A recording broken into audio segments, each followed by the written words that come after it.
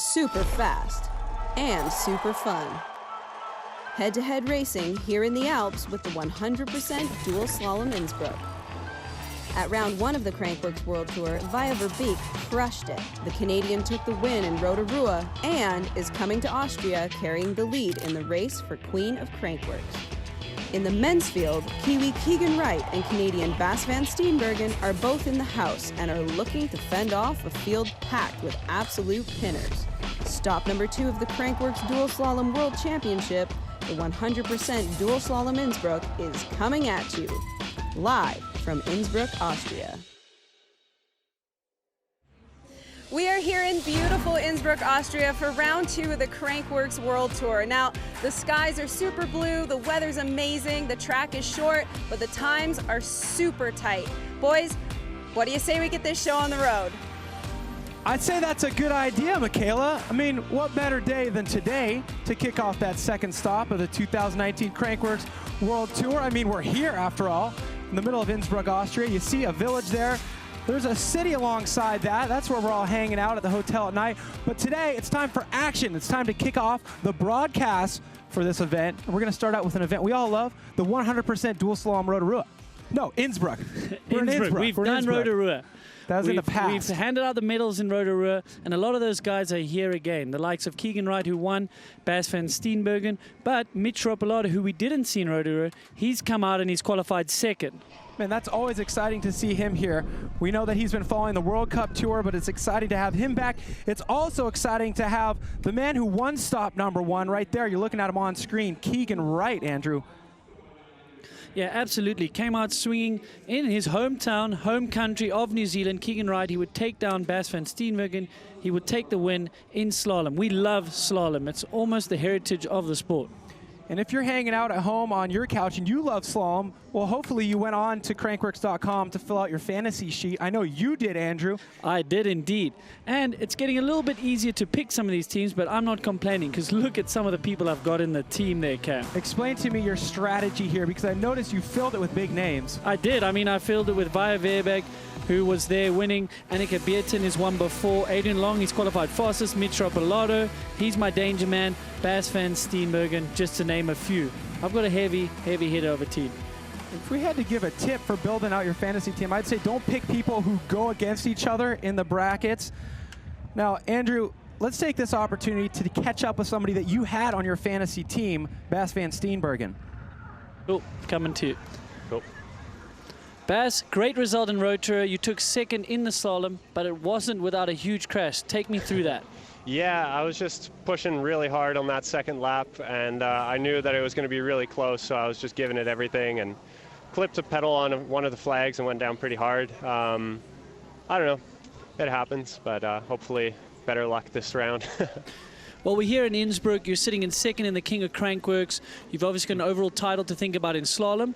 Is that playing on your mind, or what is your strategy here in Innsbruck? I mean, a little bit. It'd be cool. Yeah, I'll just kind of take it race by race. I know that I'm always pretty comfy in Whistler, so that's kind of nice to know. But yeah, just take it race by race and see how it goes. So this course is pretty short by all standards. Does that play into your strengths, do you think? I never really know with slalom what plays into my strengths. Like, I think it's all right. Yeah, I mean, it's all pretty technical. It's not like there's that much sprinting or anything, so I think that plays into my favor a bit. Well, thanks for your time, Bas. All the best for tonight. Yeah, thanks so much. Well, Bas is hanging out in second place in the overall first Slalom World Championships. He's also sitting in 4th place overall for the King of Crankworx. So a lot on the line today for him to earn some more points. He's 52 points back for King. So you get 50 points if he finishes where he qualified. So a lot of opportunity to build up. But there's also a lot of people in the field today that are also ahead of him in that leaderboard. So could be anybody's race at the end of the day here. So Via Verbeek, we strapped a camera to her head and we sent her down the course. If you're curious what this dual slalom course looks like, take a look at your screen. Via Verbeek, we are in Innsbruck, Austria, and this is the 100% dual slalom GoPro course preview. Okay, riders, random start. Riders ready, watch the gate.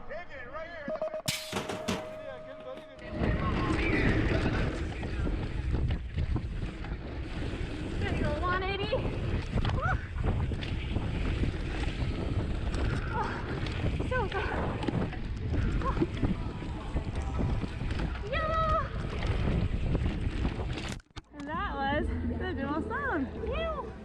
So that's what the 100% dual slalom Innsbruck slalom course looks like. Let's hear what Via thinks about this course. Let's send it down to the third member of our team, Michaela Gatto. So I'm here with Via Verbeek, your current queen leader in the Crankworx World Tour right now. Did you think last year at this time you would be sitting in this position today? No, I would never kind of expect to be #1, that's for sure. So what do you think made the difference? Training, or what have you changed from last year to this year? Yeah, definitely training. Spent a lot more time on bikes this winter. First time not like spending time at a desk office, so definitely dedicated a lot more time on bikes, and yeah, lots of progress happening. Well, it sure is showing, and I heard kind of in the back of my ear somebody wanted a little bit of a shout out, maybe a little bit of credit. Barista Bass here. No, Coach Bass, boyfriend Bass, mechanic Bass, I don't know. Yeah, he's definitely keen to give me tips, and he's super happy with my progression, and he definitely deserves a shout out for that. Well, we'll just call you the dream team because you're both absolutely crushing it. So good luck today. Thank you so much. All right, well, that'll be cool to see Via. Via's sitting pretty in the queen standings right now. She's got 282 points. She's sitting in the lead, but biting at her heels is Annika Bearden. She's also in this race here today, so I'm sure in a short duration of time, we'll have a big shakeup in the overall standings, because this is the 100% dual slalom Innsbruck, and it starts right now.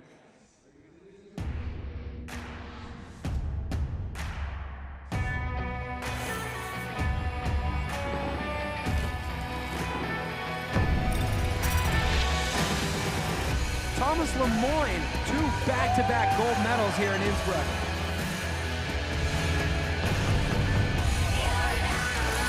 Oh, the front foot tail, and it was perfect!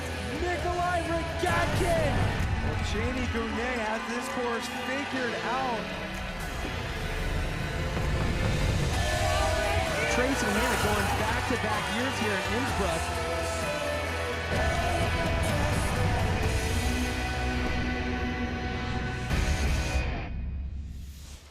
There it is, we're off and running, 100% dual slalom Innsbruck.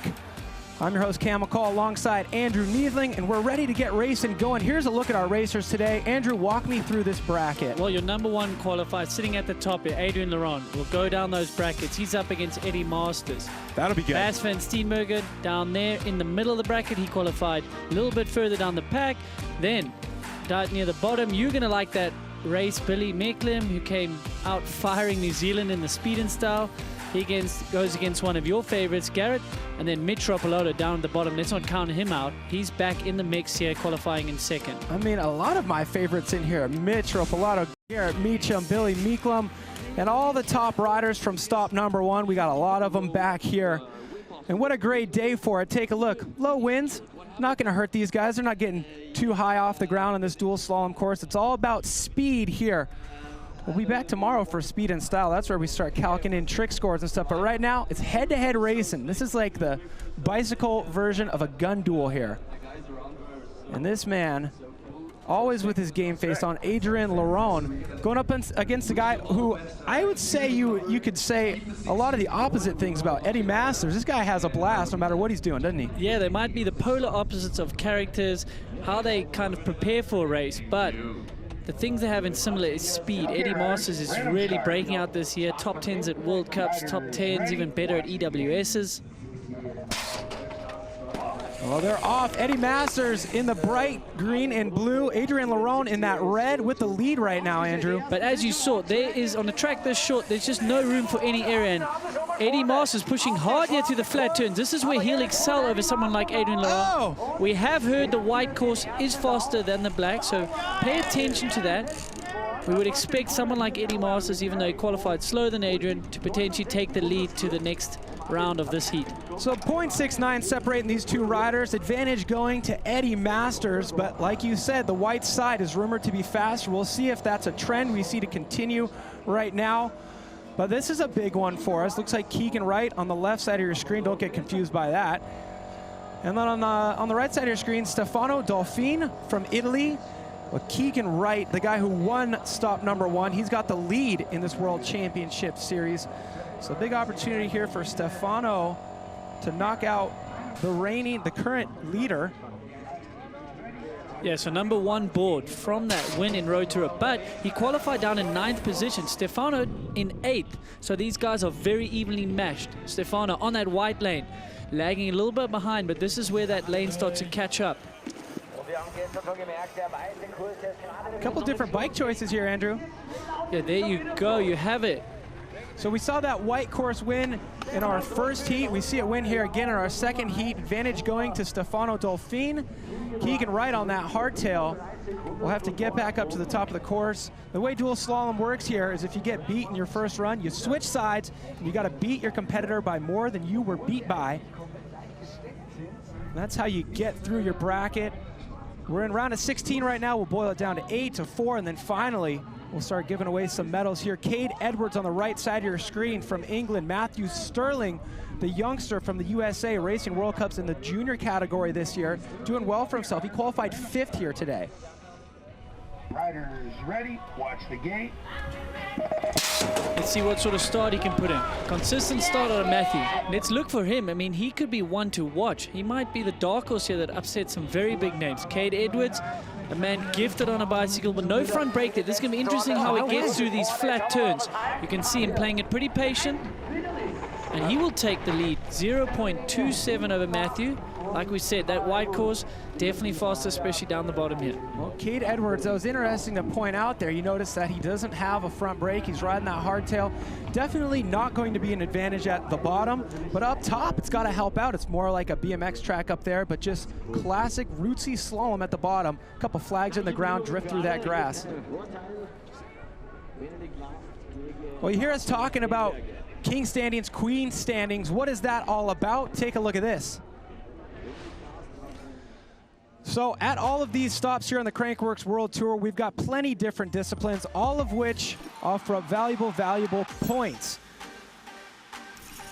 We've got air downhills, we've got dual slalom, speed and styles, slope styles, downhills, and you're gonna see the top 10 positions giving you those points for the overall. The person who had the most points in the men's category last year was Sam Blankensopp. He took that crown. Jill Kindner took the queen crown for the women last year. A lot of money on the line for that title. But the current leader in the 2019 season is none other than this man right here, Thomas Lemoyne, the guy who seems like he can do anything. He's a slopestyle rider, but he can also win in numerous disciplines like pump track. Unfortunately, we don't have him out here in slalom today, but somebody we do is our current leader for queen, Via Verbeek from Canada. She's got 282 points next to her name right now. We interviewed her earlier, and she's looking good here in the slalom.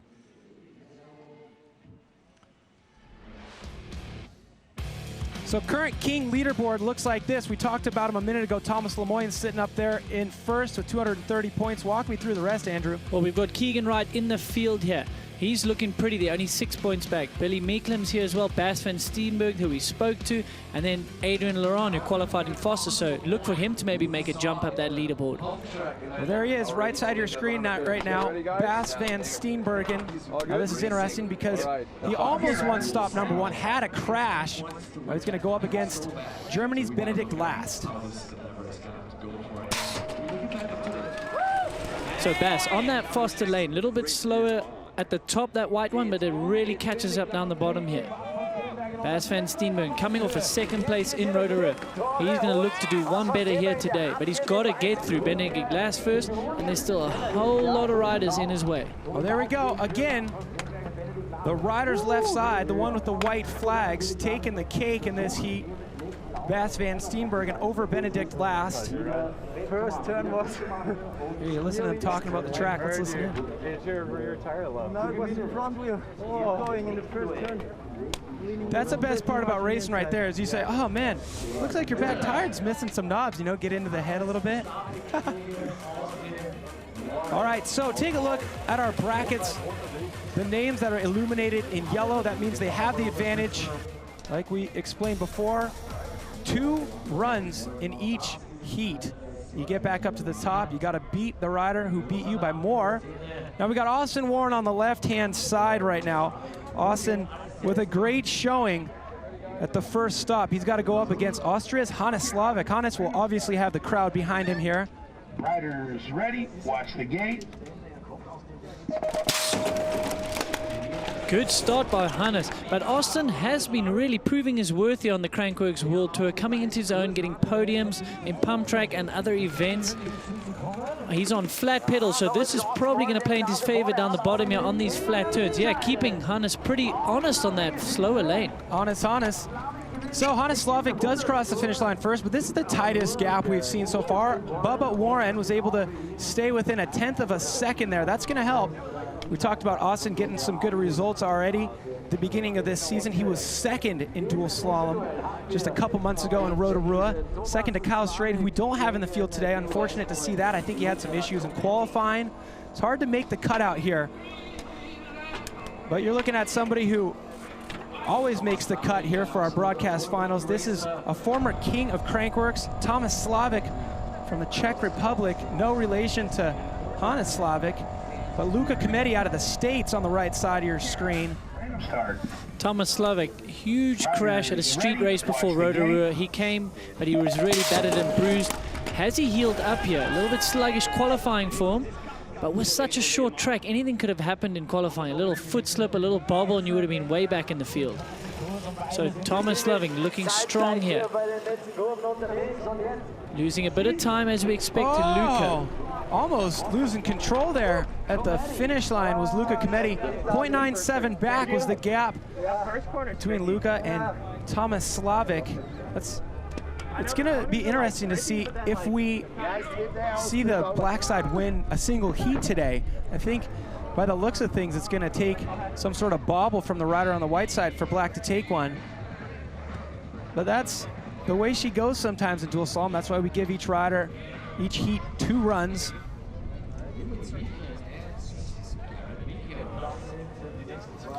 All right, this guy was virtually unknown before stop number 1 of the 2019 season, but he quickly fixed that problem. He's from New Zealand. His name's Billy Meeklum. He was the winner of Speed and Style in Rotorua. And take a look. This is what he had to say. He just couldn't believe that he got so many podiums, 2 of them at that first stop of the season, back-to-back. He's had a couple months to wrap his head around that. And, you know, he kind of knows what to practice for now. He gained a lot of experience at the first stop of the season. It wasn't his first Crankworx appearance, but it was definitely the moment he chose to catapult himself onto the world stage. Absolutely, you can see him, he's all decked out in Troy Lee Designs, has new gear for him, people supporting him. This is a favorite though, you know the other rider that he's up against, but Billy Meeklum will be riding high on confidence, but also high on expectations that he's going to put on himself, knowing that he won Speed and Style, hopped on a podium later that night. So let's see how those expectations weigh on his shoulders. Oh, take a look at that. Garrett Meacham from Aptos, California, putting a 0.2 on Billy Meeklum. It'll be great to see them get back up to the start of the course. I mean, Billy really launched his name in New Zealand. Garrett Meacham looking to do the same here in Innsbruck. Another young rider, multi-talented. You'll see him in Speed and Style as well. But back up to the top for our next heat, Fabien Coussini from France on the left side of your screen. And in the bright colors, Mitch Ropalato. Always exciting to have him at our Crankworx stops. Okay, riders, random start. Fabien Coussini coming off a podium in Sea Otter Classic early in the year. It was one of his dreams to accomplish. The team manager and owner of Polygon you are, but we know how he loves racing. And like I say, he's coming off one of his best results in slalom, but he's up against Mitch Ropalato, if not one of the kings of slalom down in America. Mitch Ropalato, always a front runner when it comes to the most well-known slalom race in the world, the Sea Otter Classic. I believe Mitch has won that before. He's won Sea Otter. He has indeed. So Mitch Ropalato putting a big gap on Fabien Coussini. I believe it was a 1.5. Used to be the max differential in slalom. I'm not sure if that's what they're doing again today, but take a look at those names in yellow, Andrew. So as you said, the names in yellow, they have the advantage, but we're going to send them back to the top. They have to switch lanes, so some of them are going to go to the slower course. They got their work cut out for them, but the likes of Cade Edwards, he's above. Ahead, Bas van Steenberg, Hannes Slavic, Luka Komety, and like we just saw, Mitch Ropalato, he's going to take a big advantage into the second round of these heats. Well, did you notice all those yellow names were on the bottom of each heat? That means that the white course won every single heat right there. Now take a look. Heat number 1. There we go. Won by the rider's left side. Your looker's right, the white course. And we heard that before our broadcast started, was that the white side was faster. This is proven to be true. So, name of the game is if you're lining up on that black side in your first run, you go, all right, well, I got to just stay as close as possible. Don't expect to win. You're going to have that advantage when you get back to the other side. So, a lot of things can turn around. The yellow on those names doesn't mean as much today as it usually does. It's all about that gap between the two riders. Well, things are heating up here. One run under our belts in the 100% dual slalom. We're getting those riders back up to the top of the course to switch sides and do it all over again. Don't go away.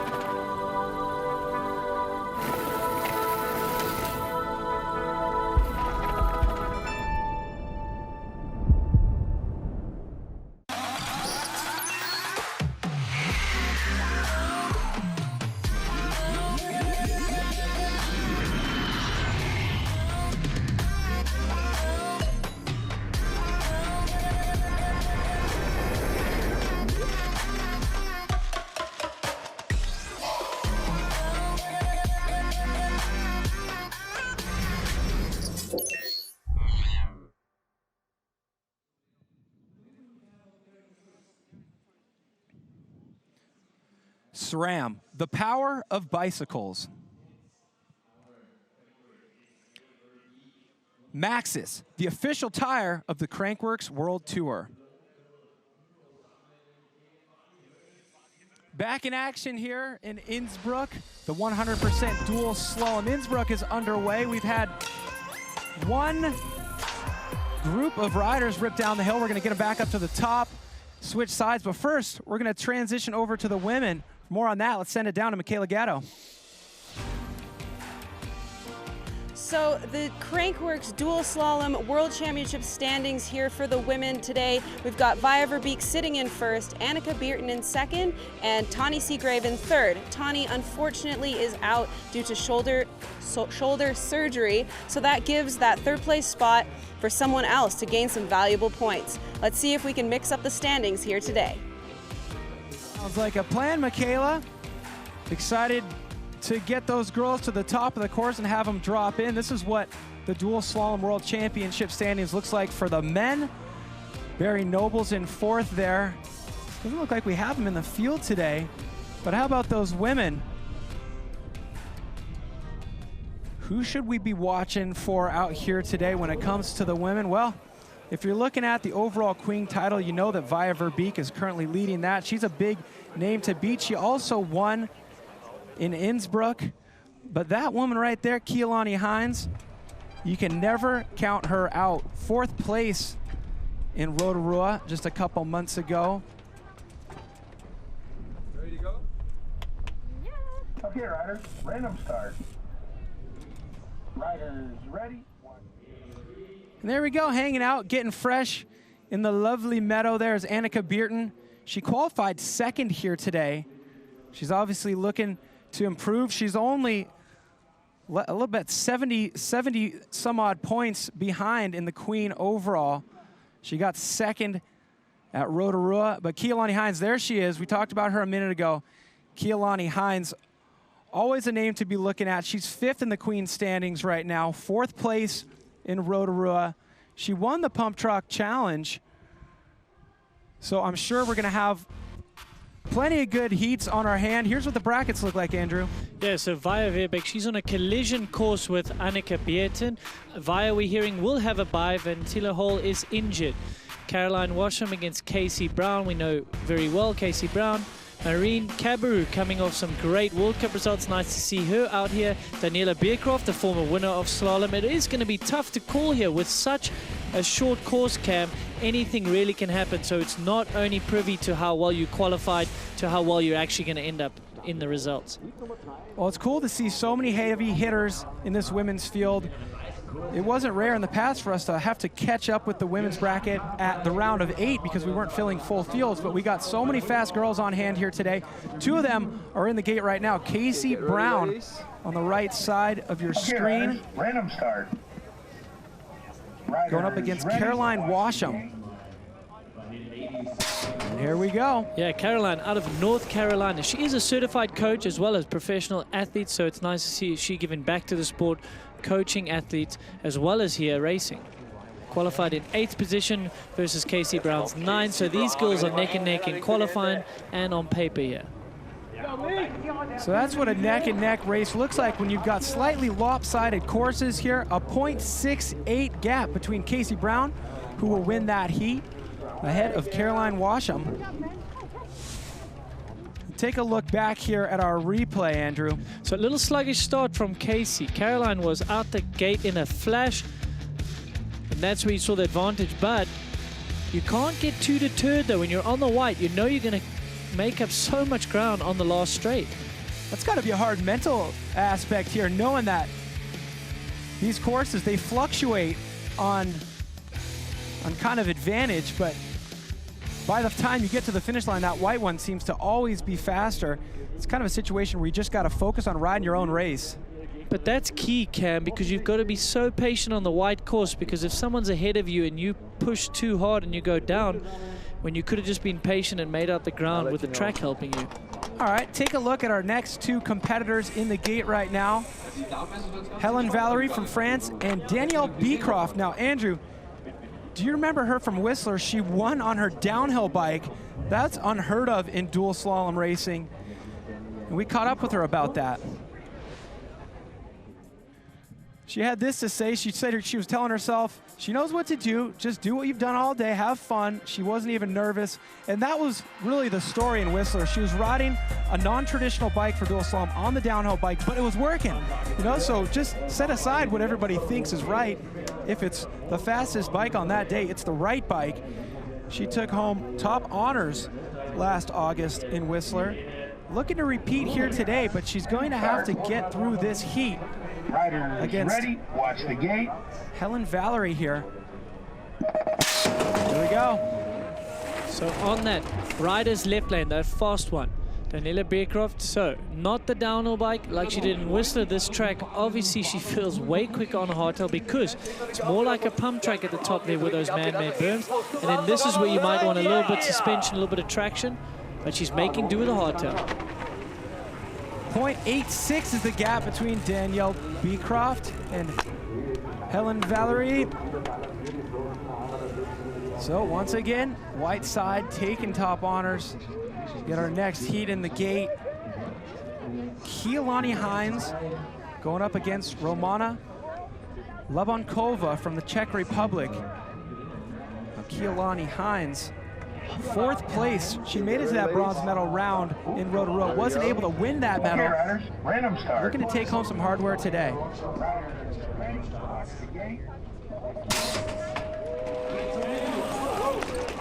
But Kalani Hines, no stranger to the podium in slalom, and she notched up her first win in pump track down the road to her. So confidence is high for her. Everyone's looking for her to take over that Queen of Crankworx title from Jill, but Vaya's just showing her that it's What are not we going going to to be see that here? easy. Take a look.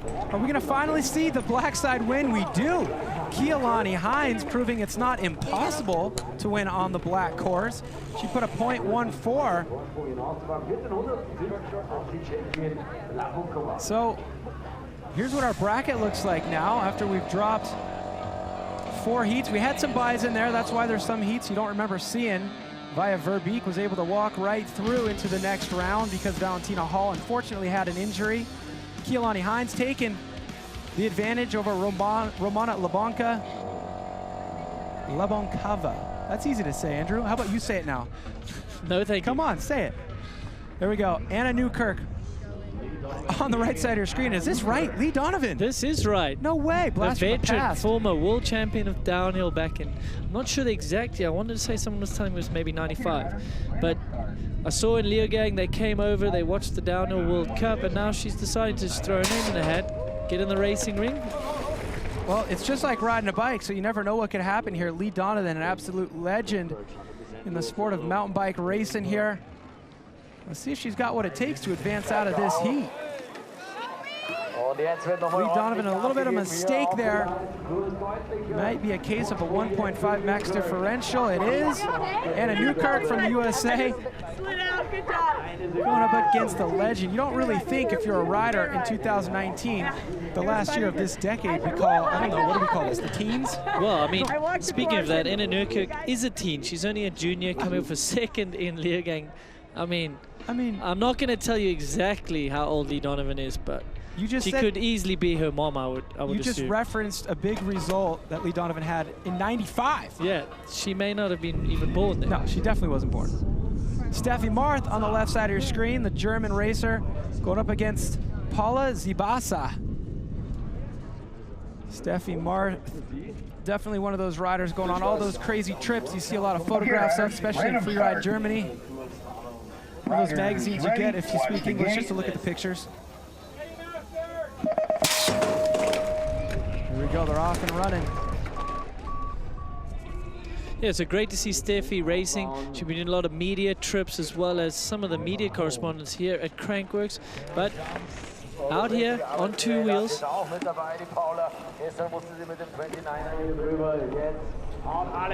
Zibasa taking the advantage there, which is a little bit over 3/4 of a second. Steffi Marth with a little bit of work to do when she gets the opportunity to go on that fast white side, that white course. Let's take a look back at the way they started this heat here.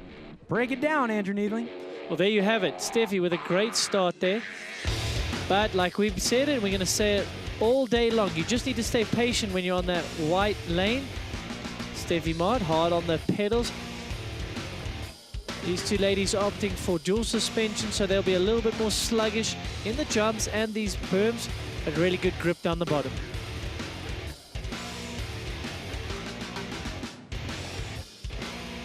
What do you think, Andrew? Does the music go with the racing, slow-mo racing, to that? I feel like we need some sort of like symphonic overture. Yeah, I don't think they've quite got the beats per minute there synced with the riding.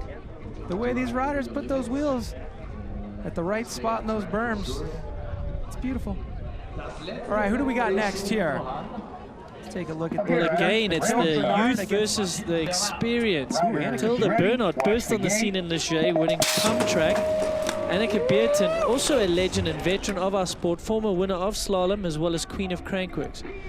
It's exciting to see Mathilde back. I mean, it's great that she's made it here to Innsbruck. And that she's doing slalom. We saw her in pump track, but look at this, taking her foot off, drifting those grass corners. We haven't seen much from her yet, and so it's always nice to see her branching out. Some issues up there. This is not a pump track. You got to ride those flat corners, 1.5. Oh, look at the car. Annika Bearden Sorry, able Mom, to that. get that max differential over Mathilde Bernard. Nice one. Guarantee you we'll see Mathilde in pump track later on tonight. That'll be it for the women's round of 16, run 1 of this bracket. Let's take a look at how that shook down. I'll remind you, those names illuminated in yellow mean they had the advantage, which mostly means they were on the white side, except for that one case. Here's how it looks, Andrew. Well, let's break it down. Via Bebeck has the bye, so we will see her in round of 8. Casey Brown, she's got an advantage. Let's go down there. Daniela Beercraft, Kanani Hines was the only person, like you see, illuminated on the top, so she had a really stellar run. And then down the bottom, Annika Beercraft. We'll switch on over to the side of the race that has a Y chromosome. I think that's how it works, right? The men have the Y chromosomes. So the Y chromosome category here looks a little something like this. Adrienne Lerone and Eddie Masters, my favorite heat because these humans are polar opposites. You always wonder, if you put two polar opposites together, who wins? The raced, focused, serious competitor of Adrienne Lerone, or Eddie Masters, if you know anything about this guy, the Joker.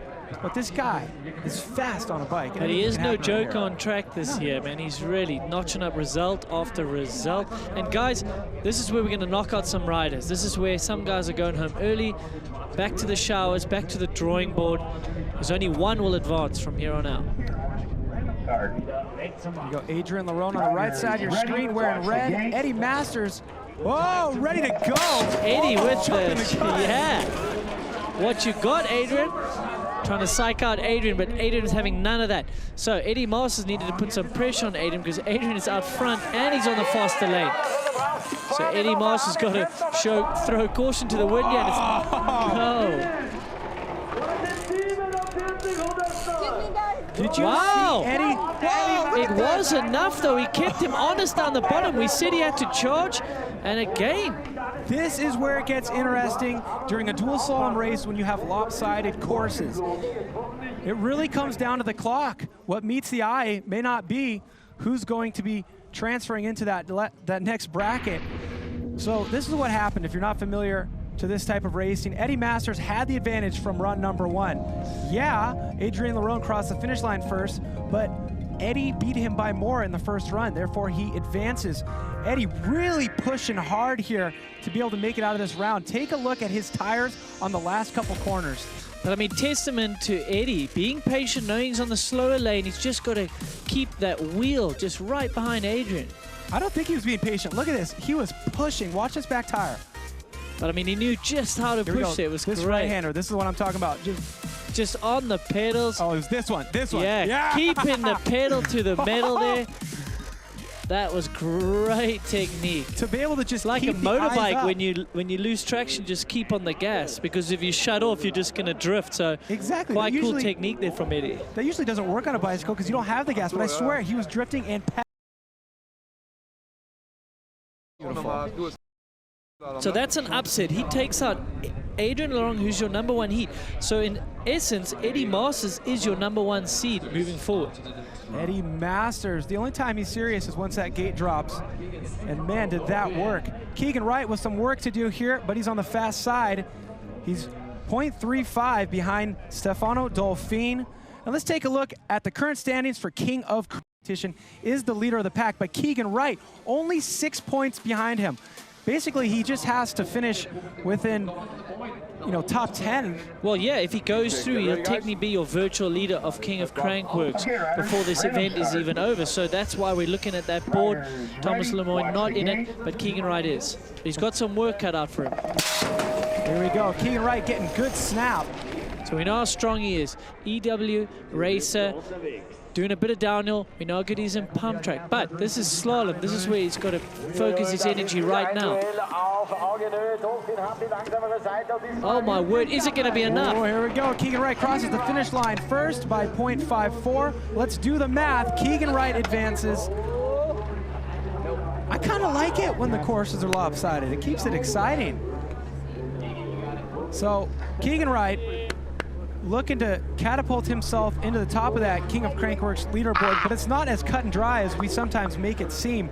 Billy Meeklem is in the race here today. Bass Van Steenbergen is. Adrien Lerone was. He's out now. But Billy and Bass are two who could also get into that top spot if they get enough points. 100 points for the win out here.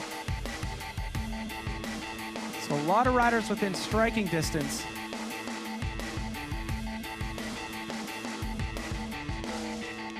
So Stefano Dolfin will hit the showers, and we'll get whoever it is whose job it is to fix that second to last flag. They are staying busy today. They are earning their day rate.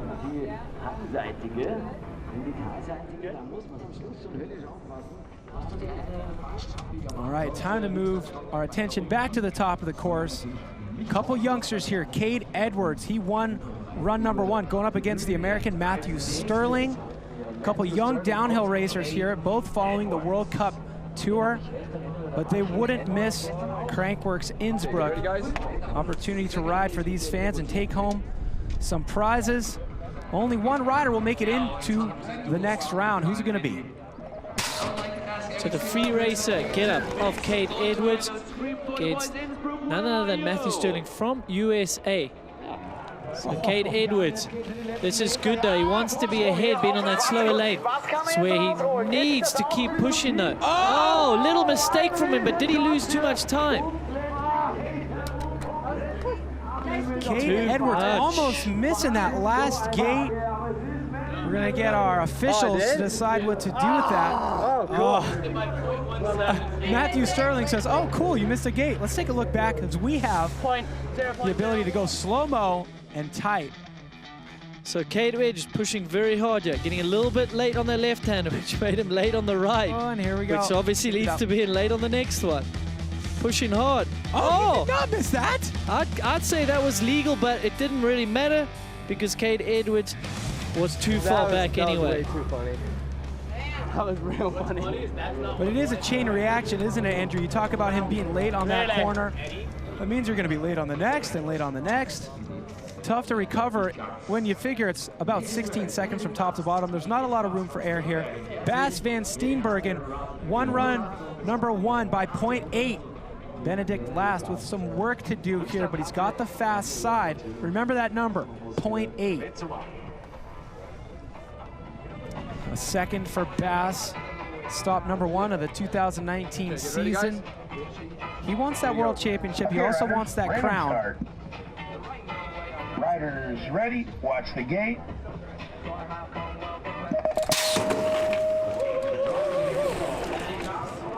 So out like a rocket, Bass Van Steenbergen. We spoke to him earlier. Says it is quite technical, this track, even though it's short. Will it play into his strengths? He feels it will. So he's got to be within 0.8 cam. Just looking tight though. There we go. What's the number going to be? 0.69. He does it by 0.11. That means Bass Van Steenbergen will move on into the round of 8. We're going to have some ridiculously close racing. He's race cam. It's only going to get tighter and tighter. So for the viewers at home, do not go away. So he's 55 points. Is that what I said earlier? About, no, 20. 52, I think you mentioned. Yeah, 52 points away from first place in the King overall standings. And you get 50 points for 4th. So every time he moves into the next round, he's one step closer to getting to the top of that King leaderboard. Austin Warren has 0.1 to make up. He's on the fast side right now. It's a good chance he's going to be able to do that.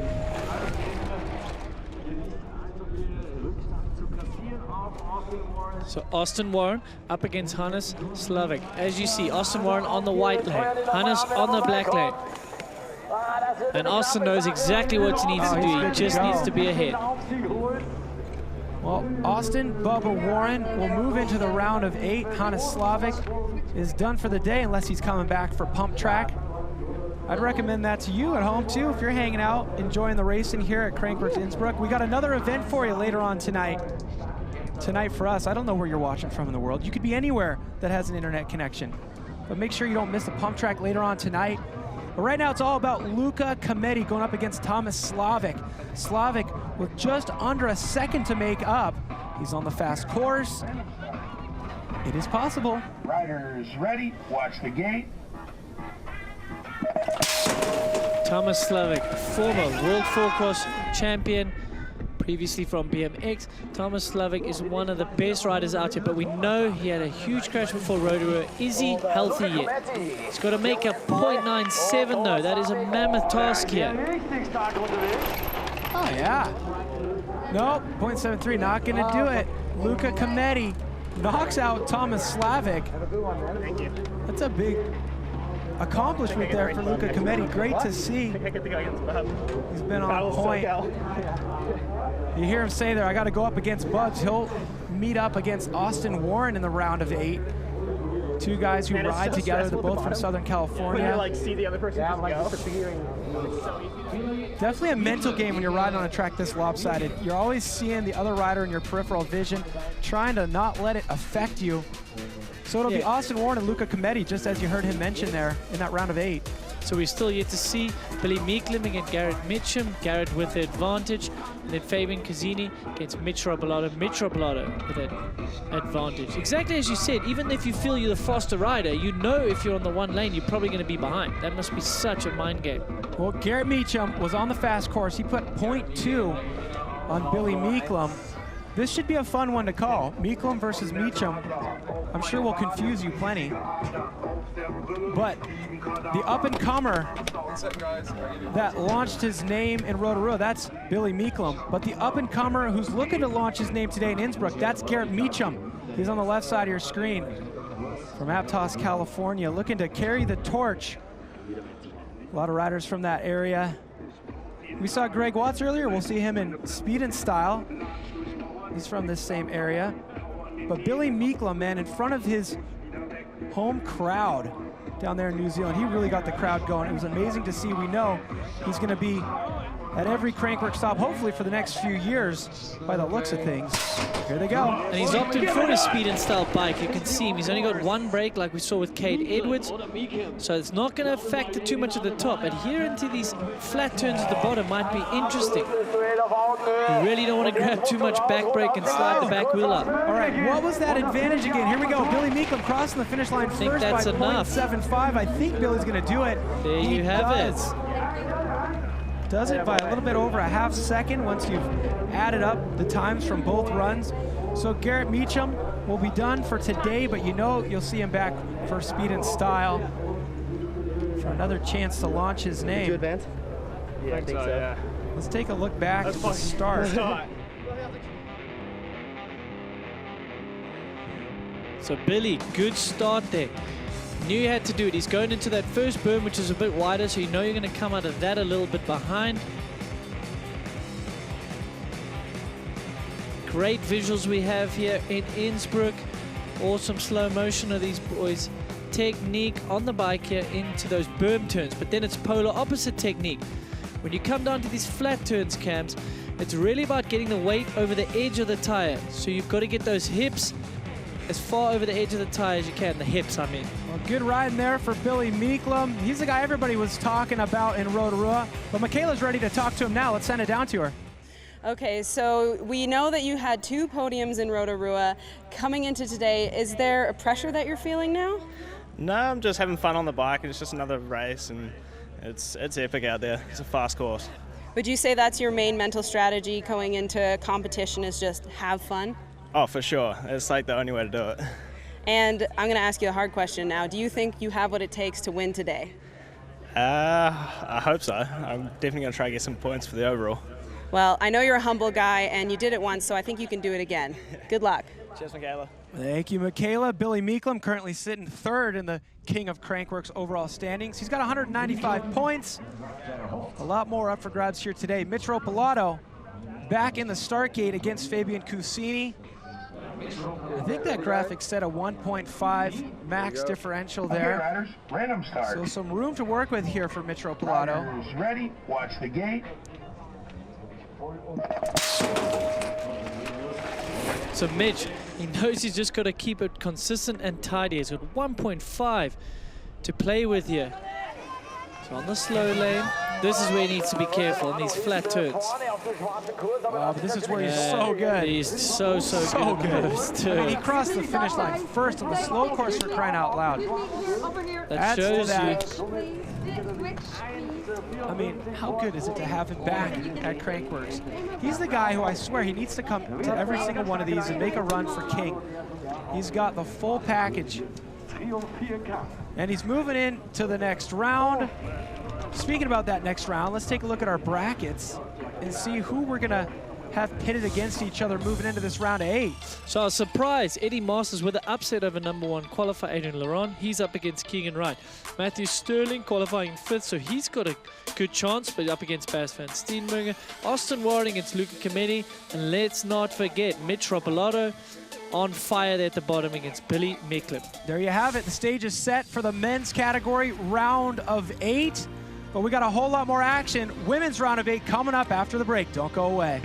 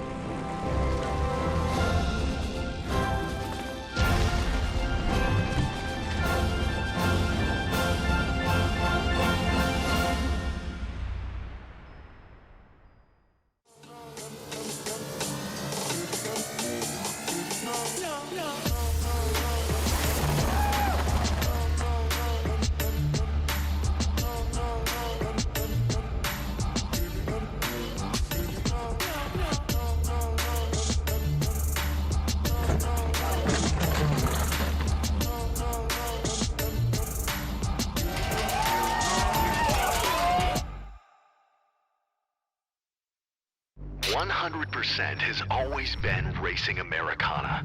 We are a part of iconic moments that have built the roots and history of what is modern motocross. Today, we are anchored in mountain biking, road cycling courses, and BMX tracks. 100% is inspiring a whole new generation of racers and asking them our original tagline: how much effort do you give? Innsbruck, the Alpine urban lifestyle experience.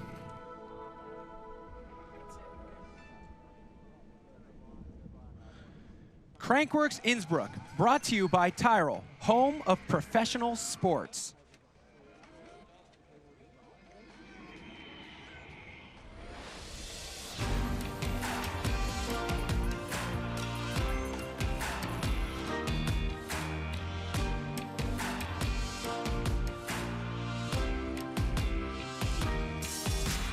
Back in action here. Beautiful day in Innsbruck, Austria. 100% dual slalom. We're gonna move things over to the women's category. We got the second run for the round of 16. You see those names illuminated in yellow.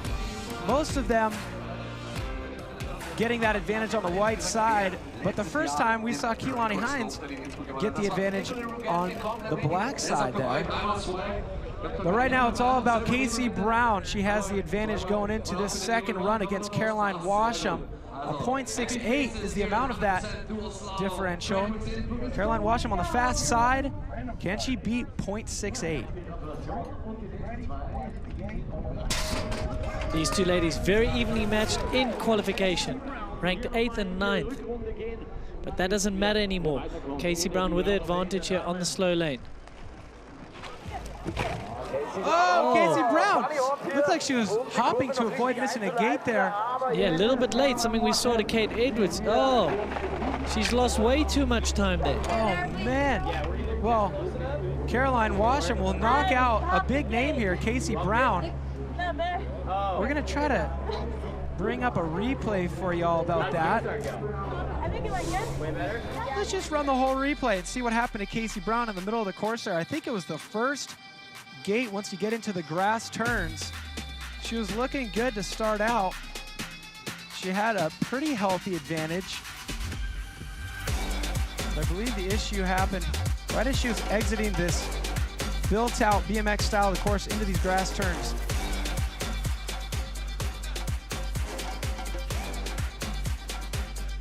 So everything's still going as planned here for Casey Brown, saying I got a good advantage, I can chill, and then yeah, just way too late, kind of didn't concentrate pulling out of that berm. Oh yeah. Yeah, that's probably almost a disqualification, but it doesn't matter because she was too far down anyway. Yeah, you got to figure missing that gate is an instant disqualification, but just getting that far off your line, even if she didn't miss the gate, that was a mistake that would have taken too much time away. So Washa moves into the round of 8. Who's going to be here for this next matchup? Danielle Beecroft. She won in Whistler last year, going up against Helen. Random start. Riders ready. Watch the gate. So if the viewers are just tuning in, Danielle Beecroft has the advantage here, so she doesn't have to cross the line first to actually advance. So just pay attention to that. If she's ahead at the finish, well, then we guarantee that she's going through, and she's looking good to do that. Looking to win both heats here of the round of 16. There we go. Danielle Beecroft adds to that advantage. She'll move into the round of 8.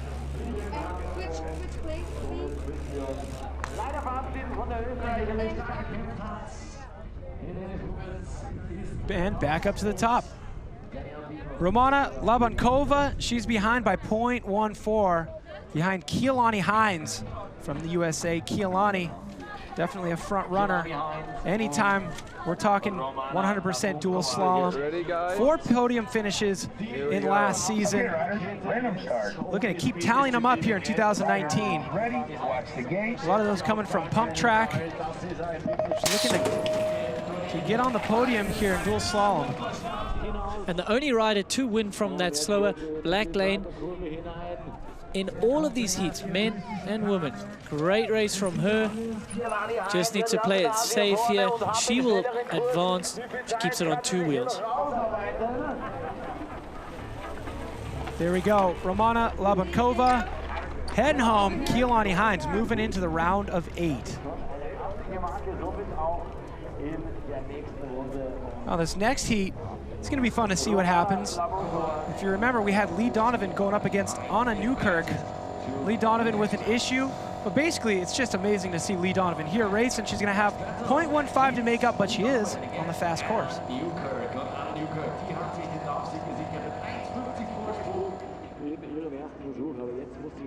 To a lady with quite the pedigree.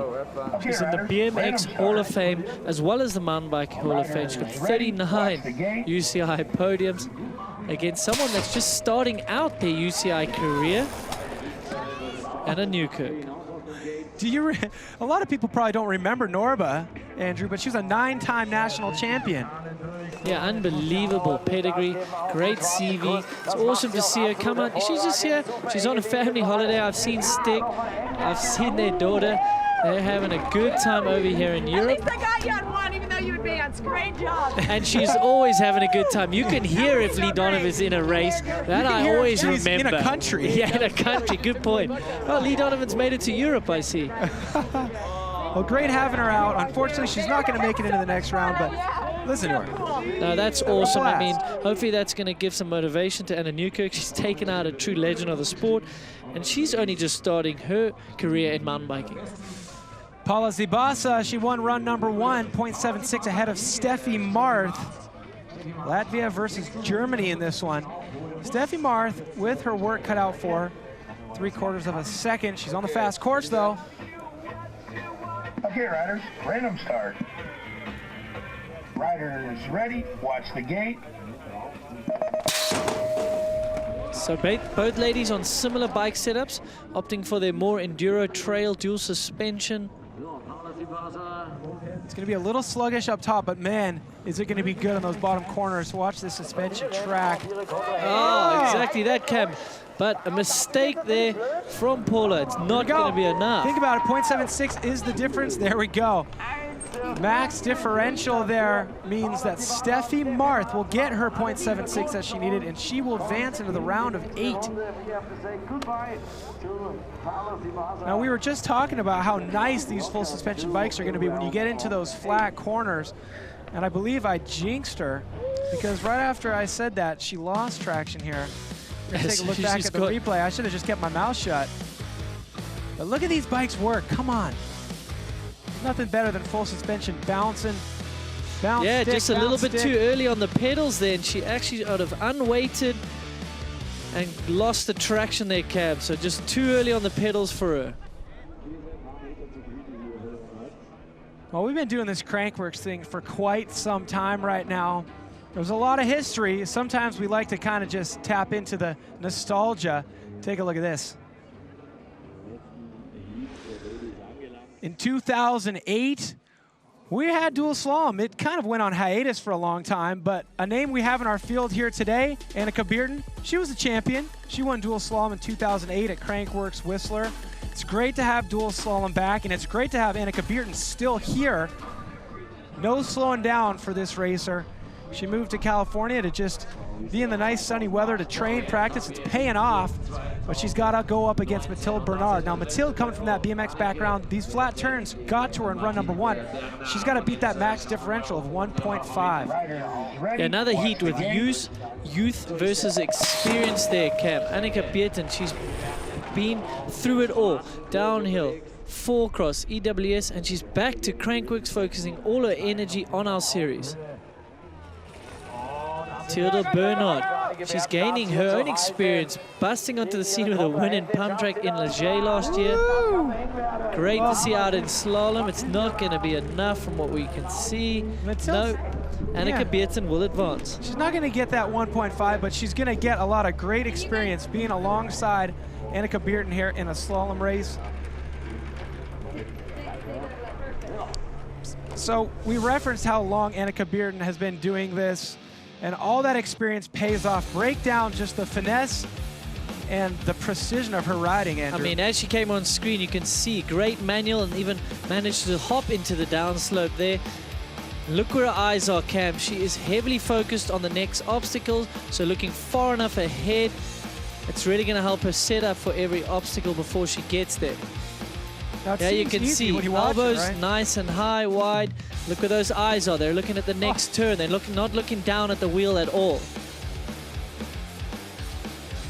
Well, great control over that bicycle, paying off. She's going to the next round, but let's send it down to Michaela Gatto for an update. Thanks, Camia. So, as the boys were saying up in the booth, you've had so much experience here at Crankworx. What I want to know is, what is your favorite piece about being here in Innsbruck? Just the diversity of events, you know, doing multiple events, pump track, slalom, and gonna give downhill a go. So it's just awesome doing all kinds of different events in this, you know, beautiful area. When's the last time you raced downhill? Well, I signed up last minute and rode a RA. So that was the last time I did downhill, but that was just on my little trail bike, and I came a little bit more prepared this time. So hopefully we'll get a better run than over there. Perfect. And any piece of advice for riders looking to kind of break into the scene? Just keep going, you know, you're going to fail a lot of times, and you just got to keep at it until you get the hang of it. Well, you're advancing, so congratulations. Yeah. Well, thanks, Michaela. Good to see. That's a great piece of advice right there. You're going to fail a lot of times. Just don't let it get you down, because sometimes it's going to work out. A lot of times it works out for Annika Bearden. You see her right there on this bracket. She moved into the round of 8. Who's she going to be joined by? Well, we haven't seen Via Verbeek. She obviously had a bye going in, so we're going to see her. She's on number 1 seat. against Caroline Washam that had a good race.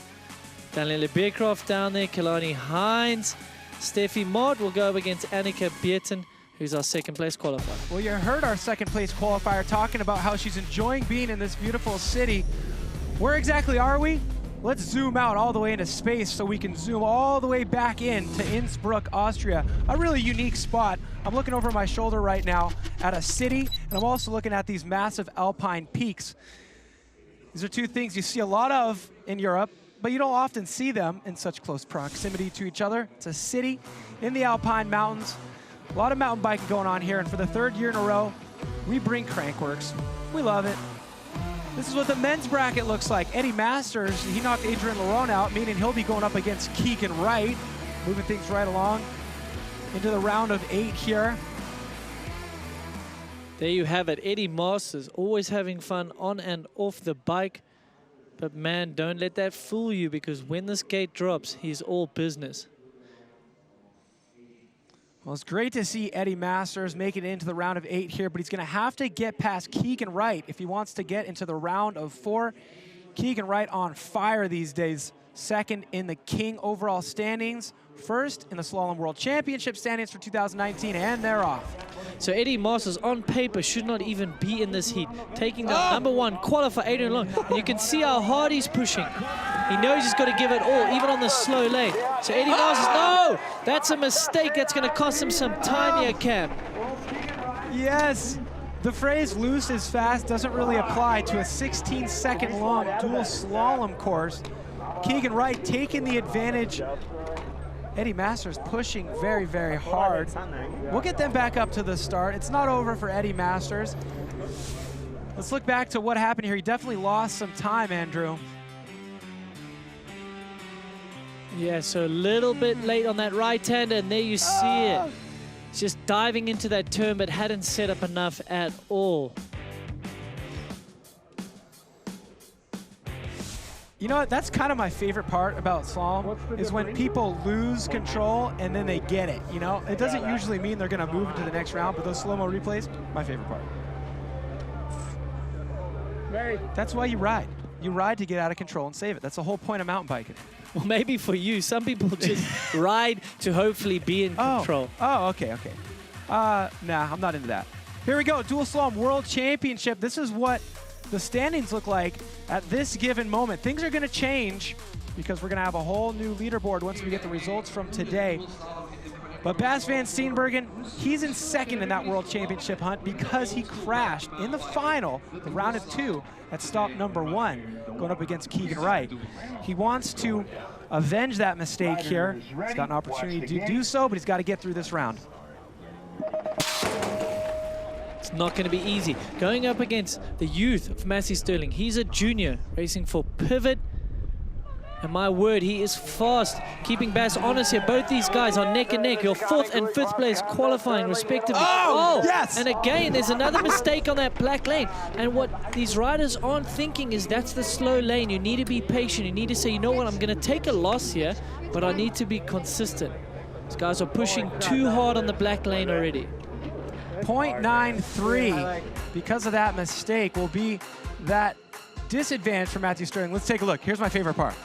Come on. Yeah, and again, it's awesome to look at, but not awesome for Matthew. He's just lost so much time. So again, that's one of the hardest turns on the track. That's where you've got to maybe play it a little bit safe, especially being on that slow lane. 0.93, that's going to be a lot to make up. We'll let them get to the start of the course again, but right now it's all about Austin Warren, left side of your screen, going up against Luca Cometti for their round of 8 bracket. These guys are buddies until they're in the gate together. Exactly that. Everyone's friends until the gate drops. Riders ready, watch the gate. All right, Luca Cometti on the right side of your screen. He'll be on that fast course, so look for him to get an advantage here.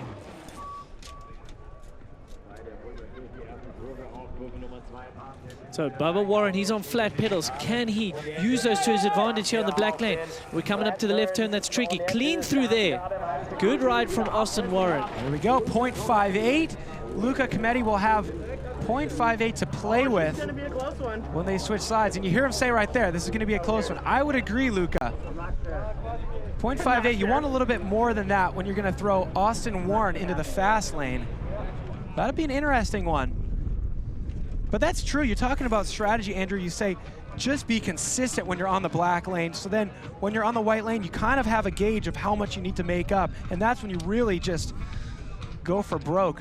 Billy Meeklem, left side of your screen from New Zealand. Mitch Ropolato from the States. A big name we've known for a long time in Mitch Ropolato. The fresh face on the scene in Billy Meeklem. Here we go. Okay, riders, random start. Look at the posture. Both of these guys, their physical therapists would be proud. So Mitch Ropolato, he's done it all here at Crankworx. Wins, podiums, you name it. Going up against someone new bursting onto the scene in Rotorua. Mitch Ropolato is fast.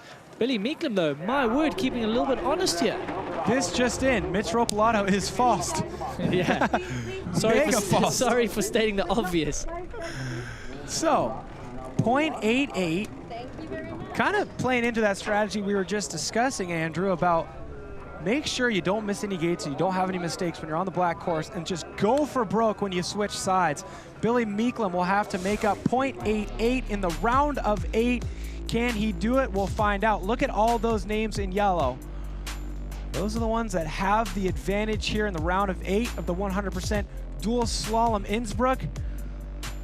Well, that was the men. We'll get them back up to the start of the course. We'll focus our attention over to the women when we come back from this break. Things are heating up in the 100% dual slalom Innsbruck. Excited to keep things rolling. Do not go away. You're not going to want to miss this.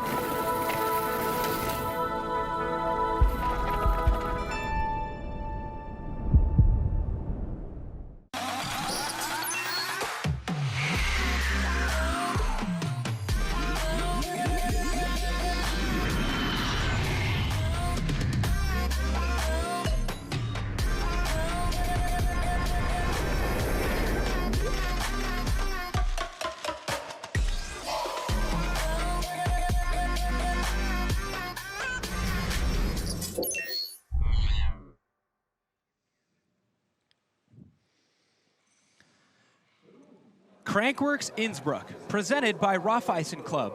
There is something going on. Whistler Mountain Bike Park. Ride now, sleep later.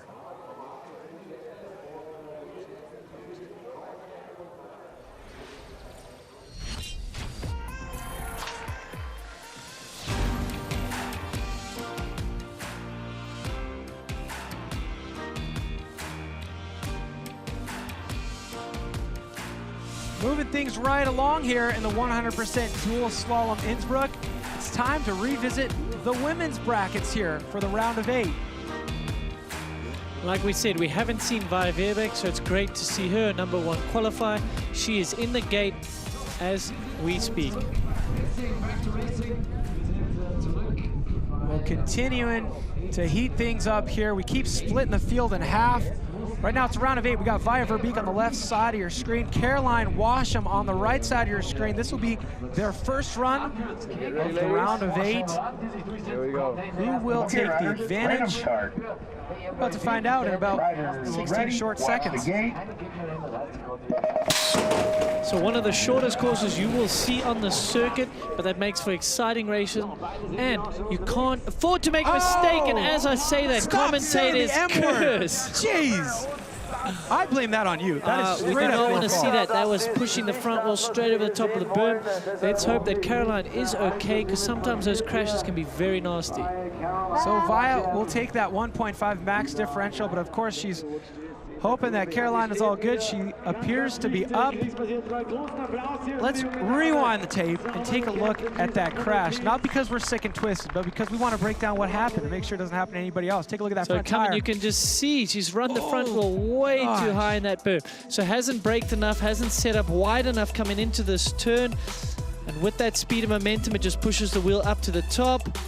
And that is all she wrote. Oh, That big is slam. what I'm glad helmets are she's for. up and okay. Well, that's what happens when you put your front tire over a berm, going really fast. Glad she's all right. She'll have that 1.5 maximum differential. That exists for this very reason. If somebody has a big crash, it's not impossible for them to make it up, just difficult. So back up to the top, Harriet Burbage-Smith on the left side of your screen. I believe it was Danielle Beecroft on the right side of your screen there. Okay, get ready. These ladies very evenly matched from qualification. Harriet qualified in 5th, Daniela in 4th. So quite a dead heat here on paper. Look to see this to be close racing.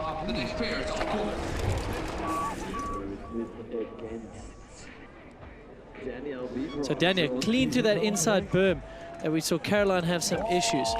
On the hardtail, it's not going to give her as much traction as someone like that on a dual suspension. There we go. Danielle Beecroft crossing the finish line first with the advantage of 0.8. Now that is straight up a duel right there. Not only because they qualified 4th and 5th place respectively, but both riding very similar bike setups, the hardtail. But look at that. Danielle doesn't even have a front brake. She's pulled it off as well. She's always got a strange bike setup for slalom, either a downhill bike or a hardtail with no front brake. Whatever works. Anna Newkirk on the right side of your screen. Keilani Hines on the left. Anna Newkirk knocked out the legend, Lee Donovan. Here we go. Okay, riders. She's gonna have to knock out another Titan here if she wants to make it into the round of 4. Ready? Watch the gate. So good starts from both ladies here. Keilani Hines going into that slower lane. She's the only one that was managed to win out of that lane. Can she do it again here? Into the flat turns. This is where they've got to keep it consistent. Such a fine line between pushing too hard and not pushing hard enough. So Keilani Hines will have to make up about a half second there when she gets over to the fast side. Anna Newkirk definitely putting down a good one there. See if she can continue this quest here. Steffi Marth, left side of your screen. Annika Bearden on the right. Annika Bearden on the fast side. This is gonna be a fast time here. Okay, get ready, girls. Okay, riders. Random start.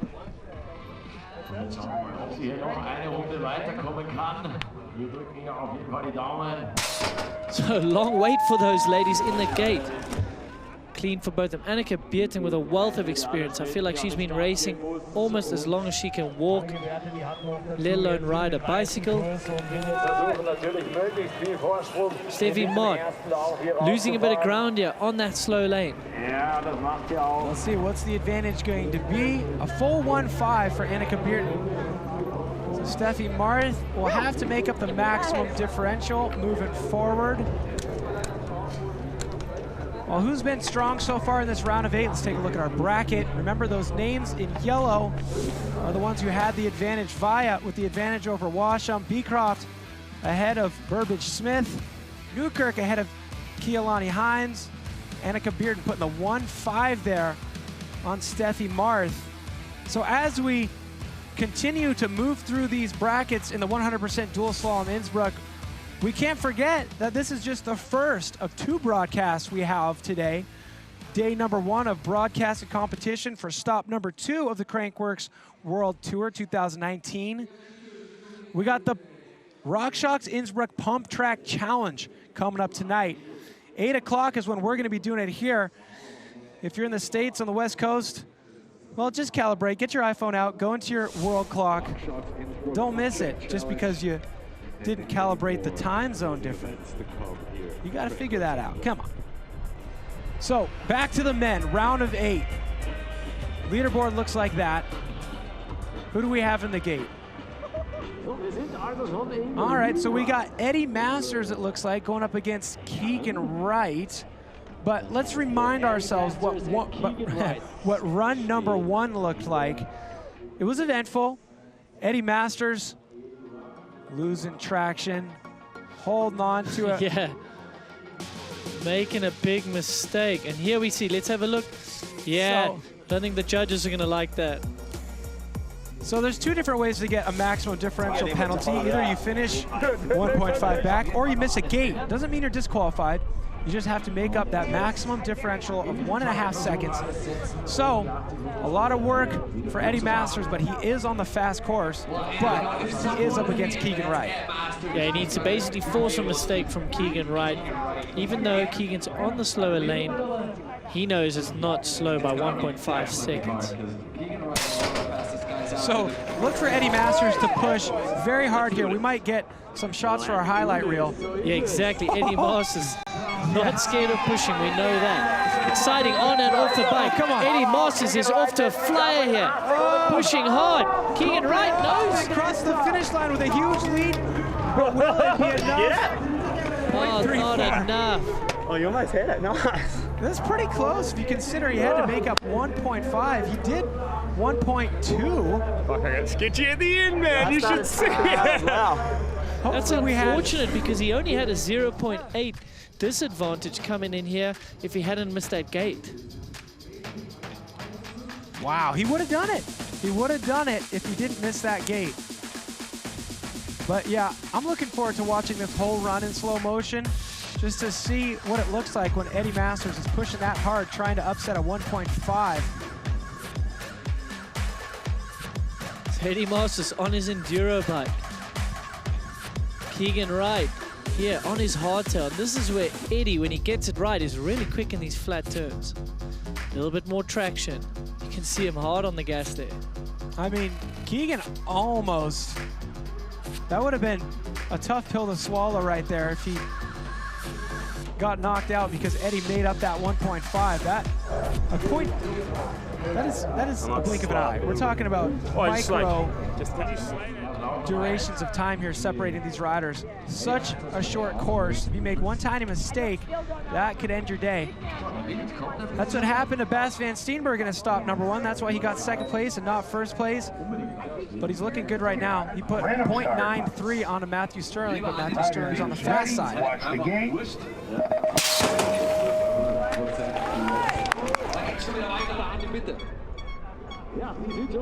Matthew Sterling, the youngster from America, starting to make his name for himself in this racing discipline in downhill. Looking good though in slalom here. This might be enough. There we go. 0.98. I think he just needed a 0.93. Let's do the math here. There we have it. You were Matthew Sterling with a huge upset, knocking out Bas van Steenbergen. Oh man, I don't know, Andrew. You had Bas van Steenbergen on your fantasy team. Would you like a tissue? Should have picked Matthew Sterling, Andrew. I should have, man. Look at the dark horse, but we said that when we came into the broadcast. Matthew Sterling qualified in 5th place. Is he going to be the man to watch? Well, it looks so already. Okay. Austin Bubba Warren missed a gate. Maximum differential is applied to his time. Luca Cometti with a lot of room to breathe here, but Austin Warren's on the fast course and anything can happen. Start. Riders ready, watch the gate.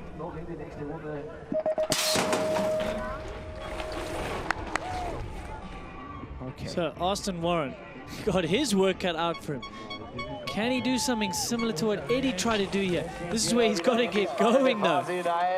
Luca Cometti keeping it consistent, keeping it safe. All right, what's the math going to be? 0.94, not going to be enough. But I do love those situations when you get such a good bike rider like Austin Warren or Eddie Masters, and you back them into a corner with a 1.5. It's fun to watch that situation. So as we move through these rounds, of course, the course is changing. Let's send it down to Michaela for an update on how that track's holding up. Michaela? I fucking nailed it. So as we could see, the bottom flat corners here are pretty loose and riders are getting a little zesty. I asked Mitch Ropalato what he was doing to kind of stay in control and stay on the rails, and really the only thing he said to me is risk management. You really just got to hang it all out and hope for the best. Which means massive entertainment value for us. So thank you very much, Michaela.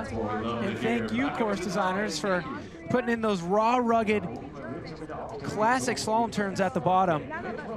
And look who we have, Mitch Ropalato. He's got a 0.88 on top of Billy Meeklum. Meeklum backed into a corner on the fast side. This should make for some entertainment value. So Billy Meeklum, what can he do? Can he push a mistake out of Mitch Ropalato? Mitch Ropalato ahead, but this is where the white lane starts catching up. Wow, Mitch is so fast. He's almost neck and neck from the slow lane. Wow, Mitch, impressive performance from Mitch Ropalato right there. Able to hold tight to Billy Meeklum from the slow side. Meeklum goes home, Mitch Ropalato moves in to the round of 4. Well, you can see why I had him on off my fantasy league now, can't you? Good job. You don't need a tissue I'm for going to that put one. my money on Mitch right now. I know we still got a few more heats, some semis coming, but that's where my safe money is sitting. Well, looking good. Let's take a look back at this replay. This is why you put Mitch Ropalato on your team. I mean, he's out like a rocket from the start. Manual power manualing through there on the pedals. It's a case of two very efficient bike handlers right here. But Mitch Ropalato, so much competitive experience under his belt. Look at those eyes. Just a calm level of focus. Yeah, setting up nice and early for that first turn on the black lane. That sets him up pretty much for all the rest coming into the finish. See that adjustment? He picks up his front tire just a little bit. There it is. Semifinals are set. Keegan Wright will go up against Matthew Sterling. Luca Cometti will go up against Mitch Ropalato. And before we know it, we're going to be giving away points and medals.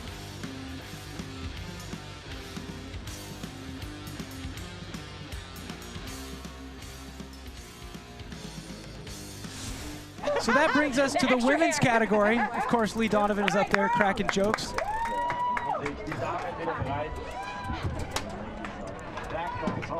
So, loading up our next heat in the gate.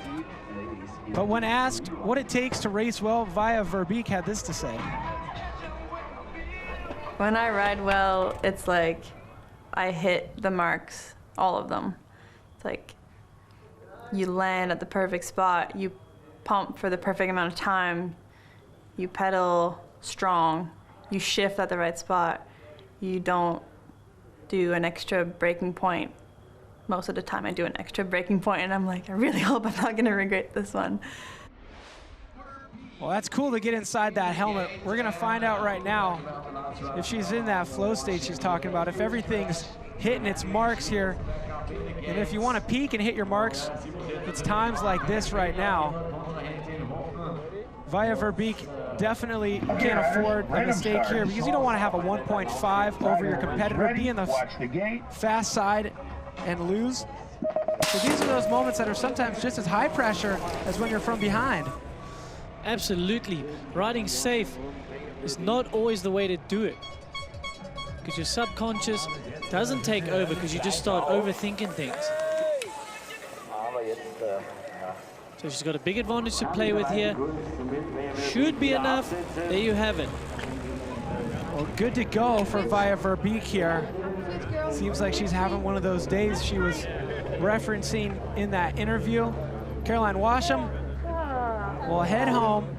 So fuzzy. But it didn't matter. It's like I could see through it. Via Verbeek, 282 points next to her name in the Queen standings. Looking to add to that today. But back up to the top. Next heat loading up in the gate. Danielle Beecroft on that hardtail with just a rear brake going up against Harriet Burbage-Smith. Burbage-Smith with a 0.8 to make up. She's on the fast side. Get ready, girls. Okay, riders, random start. Riders ready, watch the gate.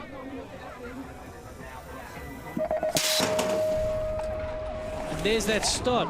Harriet Burbage-Smith from the BMX background and showing there with the gate start. Daniela Beecroft, the former winner of our slalom event. Whistler last year on a downhill bike, polar opposite bike today on the hardtail. Well, Burbage-Smith almost doing it. 0.71, I believe she had 0.8 something. Yeah, she did. So Harriet Burbage-Smith almost making up that disadvantage, but she's 0.09 of a second short, meaning that Danielle Beecroft, she'll cruise right through to the round of 4. Let's take a look back. Break stuff down for me here. What did Beecroft do right these last 2 runs? Well, the start was all with Harriet. That was a great start by her. But Beecroft, she's been riding very consistent, pushing but not too hard, especially on that hardtail. You don't want to lose traction in the bottom turns. It's got to be tough being in the gate against somebody who comes from a BMX background. That's what they live and breathe, those gate starts. So very clean through these turns. This is what Daniela's done very well. Just riding on that edge versus aggression versus safety. That'd be a cool ringtone for a BMX racer. You get a phone call and just goes a doorbell. All right, women's bracket right now. We've got our first heat of the semifinals determined. Via Verbeek will go up against Danielle Beecroft. But we're curious whose names are going to occupy that second heat there in the semifinals. Keelani Hines is going to be going up against Anna Newkirk. We will get the answer to that question here shortly. 0.48 is what Keelani Hines has to make up. She's on the fast side. Anna Newkirk knocked out Lee Donovan. Let's see if she can keep this trend. Riders ready, watch the gate. So Keelani Hines, spoke about it before. People have her pegged to take over Jill Kittner's reign of Queen of Crankworx, but Via Verbeek has come out swinging in the off-season. Still at early time in the season here. We're only 1 race in. This is our second stop. And Keelani Hines Keelani Hines here. Has done it. She rolls into the round of 4. We're so close the whole time. And now we try to figure out who Keelani Hines will be going up against in that round of 4 matchup. So take a look back at the replay. So Keelani Hines doing exactly what she needs to do. Opting for the jump into that first little double. Great visuals here of our awesome slalom track in Innsbruck. Yes, it may be short, but it's got a bit of everything. Heading into the flat turns here. This is the make or break of most of the races here today.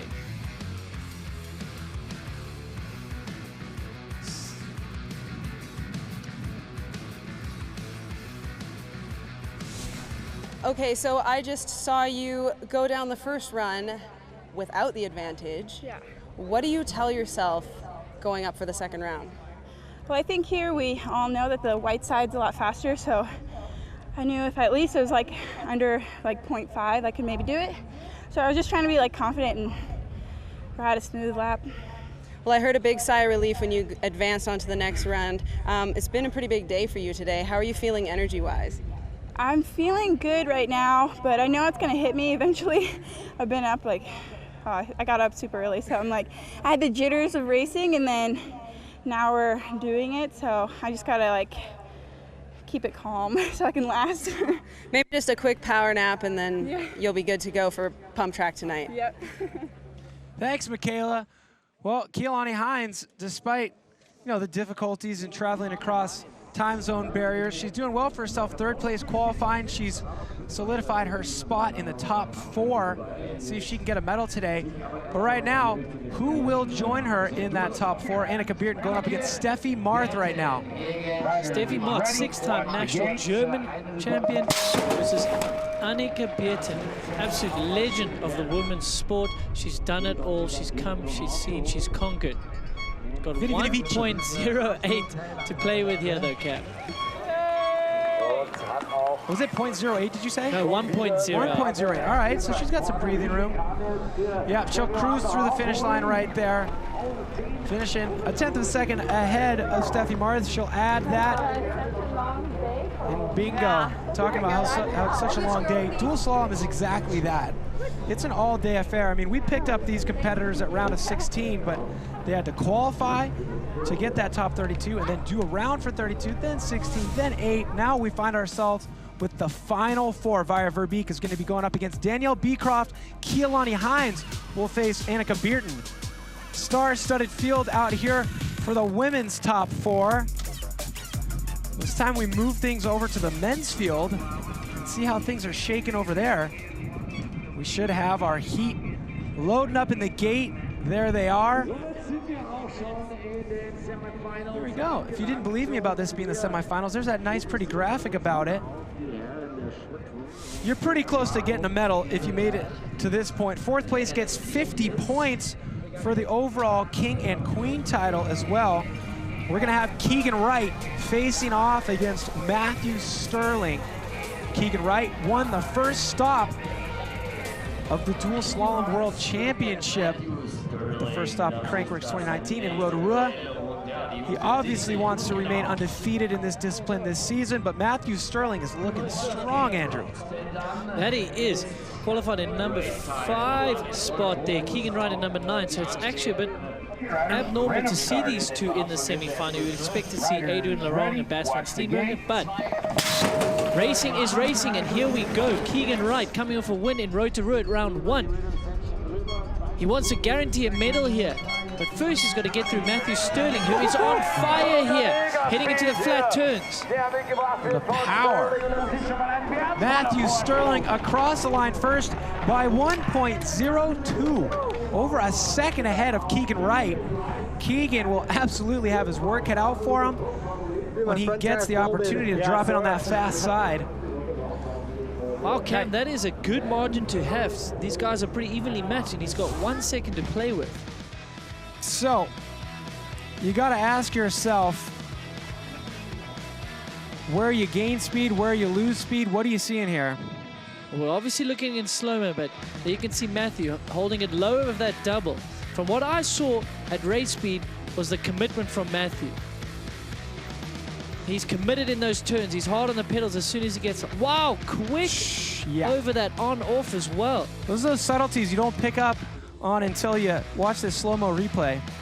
And again, he was nice and committed and early through these turns. They are easy on the white course, I will give him that. But he rode them flawlessly. So, we know the white side's faster. You hear him say he's 17 right there. Youngster with a bright future. He's racing World Cups. He put 1.02 on Keegan Wright. Looking good there for Matthew Sterling. But right now it's all about Mitch Ropalato, the man in the bright colors, going up against Luca Cometti. Luca Cometti is no stranger to the podium as well. Took a 3rd in Rotorua in 2008. So we know he can do it when the time is right. So Mitch Ropalato on the fast lane, attacking both these guys. Wow, they are fast. This is looking good. Mitropolato with the advantage. That's going to be a big one. Mitropolato through the line first by 0.91. It really just goes to show how fast Matthew Sterling was in our previous heat, putting that 1.02 on Keegan Wright. Because, I mean, both these guys were blitzed right now, and it was a 0.9. Yeah, Cam, I was about to say, Matthew Sterling with over a second advantage. It's testament to the speed that he's been able to carry through these heats. It's funny, it's kind of a situation where neck and neck ends up being somewhere between 0.8 and 1 second of a differential when you consider the white side is so much faster. If you can stay underneath 0.8, you're going to be looking pretty good when you move over to that white side. Gosh. I think Mitropolato's riding style is optimized for slow motion. Yeah, one of the most stylish riders on the bike, but also the most skilled and gifted guys out there. And the results show it. Here we go, women's semifinals. In the gate right now, we've got Via Verbeek against Danielle Beecroft. A lot on the line here at our second of 2-3 stops on the Crankworx World Tour. Via Verbeek, your current leader in the Queen of Crankworx overall standings. She would love that crown at the end of the year. Yeah, your #1 qualifier. Also, first place in Rotorua, leading the Slalom Championships and the Queen of Crankworx. She wants to guarantee herself a medal here. She's got to get through Daniela Beercroft first. Yeah, opting to drop a foot there, Daniela Beercroft.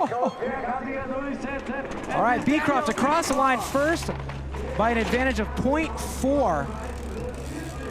So that is not a lot. Like we said, you know, you're expecting to see 0.8 as a disadvantage, so that's only 0.4.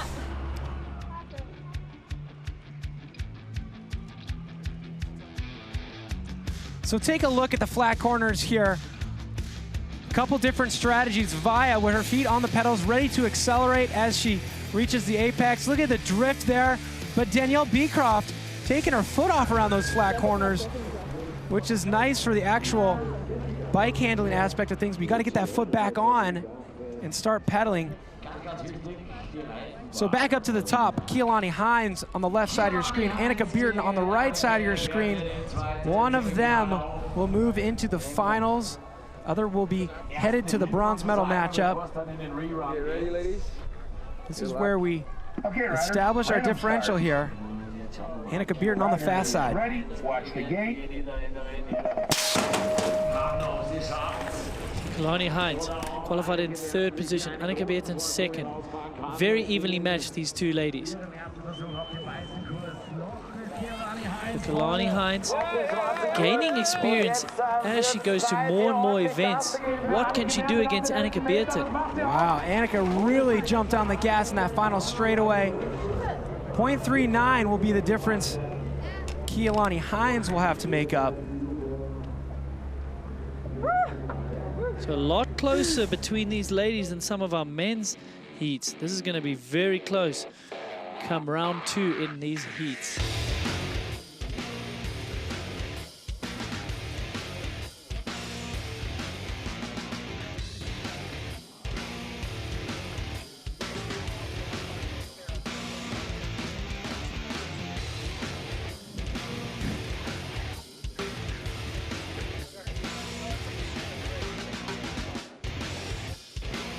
So Keilani Hines battling a little bit in those black lanes. They're a little bit tighter than the white.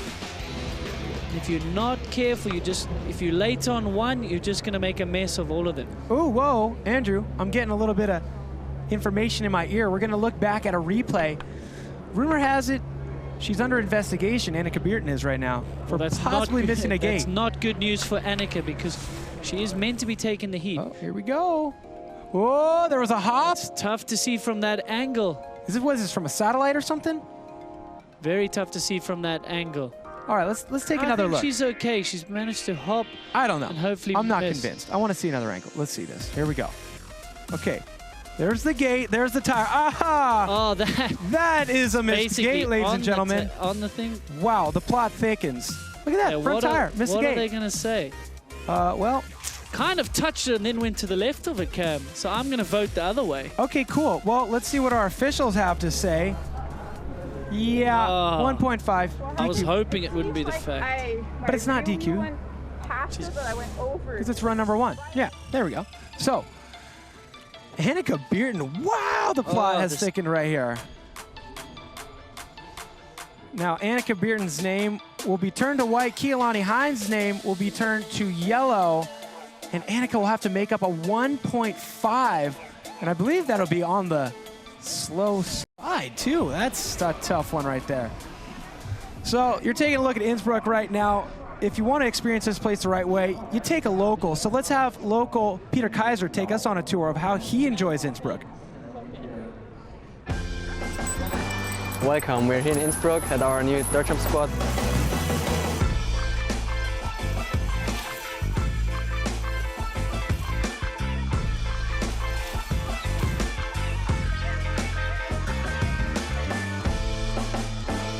So basically in Innsbruck we have a big BMX scene and the crew is around for quite some time now and they kind of got things going with that place here and yeah, the city gave us that property and we've been here for like 2 years now and yeah, things starting to shape up and are running great now, so it's good fun.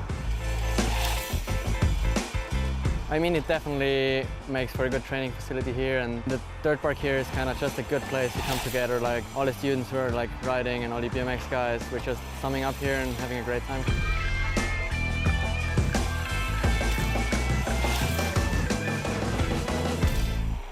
Basically, Innsbruck is located right in the middle of the mountains, the Austrian Alps, and what makes Innsbruck so special is basically the variety of things you can do here. You could like grab your enduro in the morning, go for some morning laps, ride the bike park on the DH in the afternoon basically, and still have like an evening dirt jump session out here, combine every type of riding in one day and still make it like a chill day because it's all so close together, and it still is quite a big city where you could like have other activities as well. Crankworx for Innsbruck was like a good start to get like the community going and like the whole bike scene going at some point. There has been like a big scene before, but it still was a kind of a kickstart to get trails built, get other projects going, get people involved in general. There's definitely lots of potential here, so come here and have fun, I guess.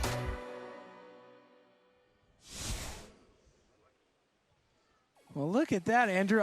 I know where I want to go riding while I'm here. Where they been hiding That's that? incredible. I'm pretty bummed I didn't bring my hardtail. I mean, it's so cool to see the city giving land, letting the community come together. Well, great stuff to ride if you come here and bring your bike, but also some great spectating to be had here. We're right in the middle of 100% dual slalom Innsbruck, where this man is going to be trying to make it 2 wins in a row in this dual slalom world championship series, Keegan Wright. Now, we caught up with him earlier, and he had this to say. I think just coming from a BMX background, I started racing BMX when I was about probably 7 years old, and then I stopped that when I was about probably 14 or 15, yeah, probably about 14 before I got into mountain bikes, and yeah, I think it just transitions over really well to mountain biking, and obviously pump track and dual slalom, that head-to-head racing is a similar feeling, you know. Well, it's working. He's tapping into that history he has on 2 wheels, and things are really clicking together for him. This guy's sitting in 2nd place in the King overall standings, sitting in 1st place in the Dual Slalom World Championship standings, but right now he's on the fast course and will have to make up 1.02. Matthew Sterling really did his job in run number 1, but it's time for Keegan Wright to shine. Yeah, knocking down big name after big name. Can he keep this streak alive? Matthew Sterling with 1 second to play with. My word, he's ahead here. He just needs to keep it consistent, and he knows that. Whoa, what's it gonna be? Keegan Wright crosses the finish line first, but not by enough. 0.65 is not enough. He needed a little bit over a second, so Keegan Wright will be out, which is a big shakeup because we're looking at a young gun right here in the form of Matthew Sterling. Only a junior, man. He's got no demons to fight off, no experience in this race. He's never done it before. It's a great start by Matthew Sterling, and I said it in the rounds before, he's so committed. He's just giving it his all here in every heat, and it's paying off. I mean, Andrew, would you say this is a huge story? Keegan Wright, he's very established on this scene, especially in this discipline. But Matthew Sterling, 17 years old, he's going to the final. Yeah, he's guaranteed himself a medal, and he's just taken out round one winner, Keegan Wright, who did it back in Rotorua. Okay, so Keegan Wright still has the chance to win a bronze medal out here. He'll go into the bronze medal round, where we're going to be giving away, obviously, more than just that medal. We'll be giving away those valuable points. But who will join Matthew Sterling in the final to duke it out for that gold medal? Will it be Mitch Ropalato, who has .91 up on Luca Cometti? Cometti's on the fast side, but we've seen Mitch Ropalato looking so strong today.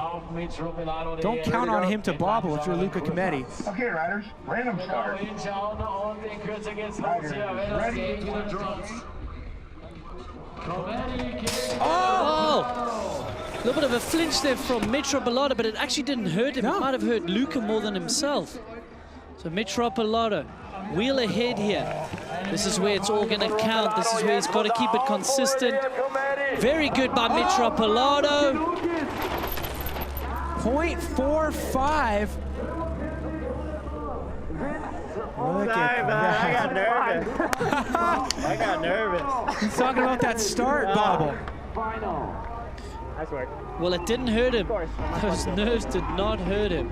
So let's take a look back at the replay. This is what he's referencing when he says he got a little bit nervous. He jumped the gun. He jumped so early, though, that it didn't hurt him. So he's trying to preempt that gate, but it didn't work. Luckily, he didn't have to unclip, because that's often what happens. If you bump that gate, sometimes you get off balance, you have to unclip. So lucky for Mitch, it didn't hurt him. That would be a move to work on if you wanted to just really mess with your competitor right there. Well, I mean, it is a tactic. 100%, if you just preempt that gate, but you're actually just faking it, sometimes the other guy goes for it and he makes the mistake. It's like false starts in football right there. You draw the other team off sides. I'm sure Mitch wasn't trying to do that, but it sure did work out for him. Mitch Ropalato will advance out of this round and find himself in the finals going up against Matthew Sterling.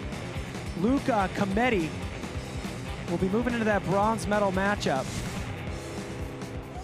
All right, so you just moved into the big final, but we were looking at the replay there, and you seem to have like a little twitch going on in the start gate. You want to tell me about that?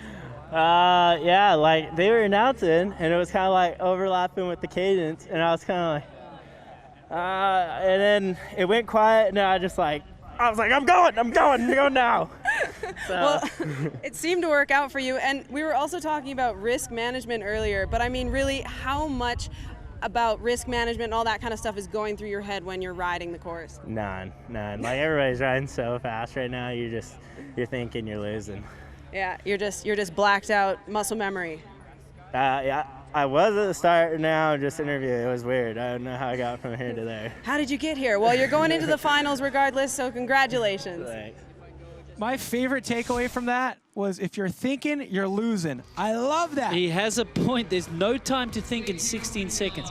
Your thinking happens with all your prep, man. Just ride. I will dare those guys to have a think about that black turn. There's that one left-hander. You need to get through that one clean. I don't know, man. I still think. Well, there I go. You don't want right them. now. Yeah, you don't want them to get through clean. I know what you want. You want drifts. You want them to save it, but you want some drifts. But you're not going to save a drift if you're thinking. That all comes down to intuition and muscle memory. That's bike riding. So, look at this, our women's bracket. The stage is set in both of these categories here, our women's field and our men's field. We're getting down to the nitty-gritty. Danielle Beecroft ahead of Via Verbeek by 0.4. Via Verbeek on the fast side. Okay, riders, random start. Riders ready, watch the gate. So Via Verbeek only needs to make a 0.4 of a second. That is doable here. She's on the fast lane. Number one qualifier. I mean, this is a good matchup here. These are the winners from the last two Crankworx slalom races. Beecroft won Whistler last year. Keelani won Rotorua this year. Via across the finish line first, 0.64. Will it be enough? What was that differential? Yep, it will. She only had to make a 0.4. So Via Verbeek secures herself a spot in the gold medal matchup. Danielle Beecroft will still have the opportunity to duke it out for that bronze, but who will they be facing? Let's find out.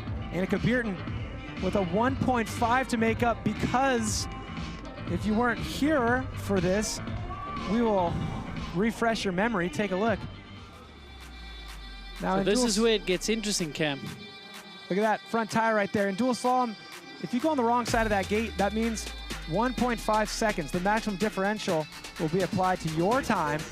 You got your work cut out for you. Yeah, so not the best thing to happen to Annika Bierten, because she's got her work cut out for her. She's also onto the slow lane, Cam. But she has so much experience. If anybody can tap in and summon the strength, it would be Annika Bierten. This is where you need to lay it all on the line. It is checkers or wreckers here for Annika Bierten. She needs to put some pressure on Kalani Hines and force a mistake. Because if Kalani can stay on 2 wheels, it's not going to be enough for it. So Kalani, you can see, playing it safe. She knows she's got a lot of time to play with. So that missed gate really did hurt Annika Bierten. It will result in the end of her day, but Keilani Hines is very much alive in this quest for a gold medal here. Well, it's not all lost for Annika Bierten. She will be in the small final, so she can go back to the drawing board. She just relaxes. She can still get a bronze medal. So there you have it. Our final 2 heats are set. Via Verbeek and Keilani Hines will be duking it out for the gold. Danielle Beecroft and Annika Bierten, one of those fast racers, will take home a bronze and 60 points in the overall. This is definitely the moment we've all been waiting for. The bronze medal matchups for the men and the women, the gold medal matchups for the men and the women, coming up next.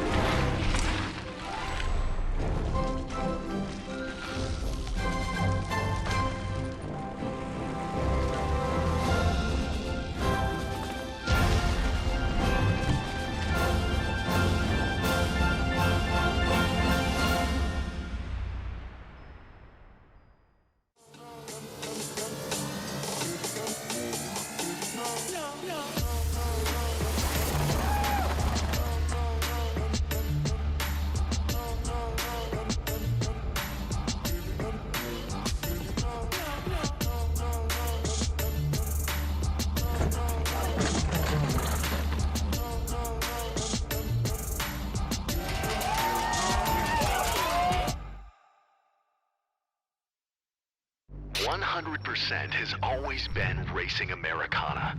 We are a part of iconic moments that have built the roots and history of what is modern motocross. Today, we are anchored in mountain biking, road cycling courses, and BMX tracks. 100% is inspiring a whole new generation of racers and asking them our original tagline: how much effort do you give?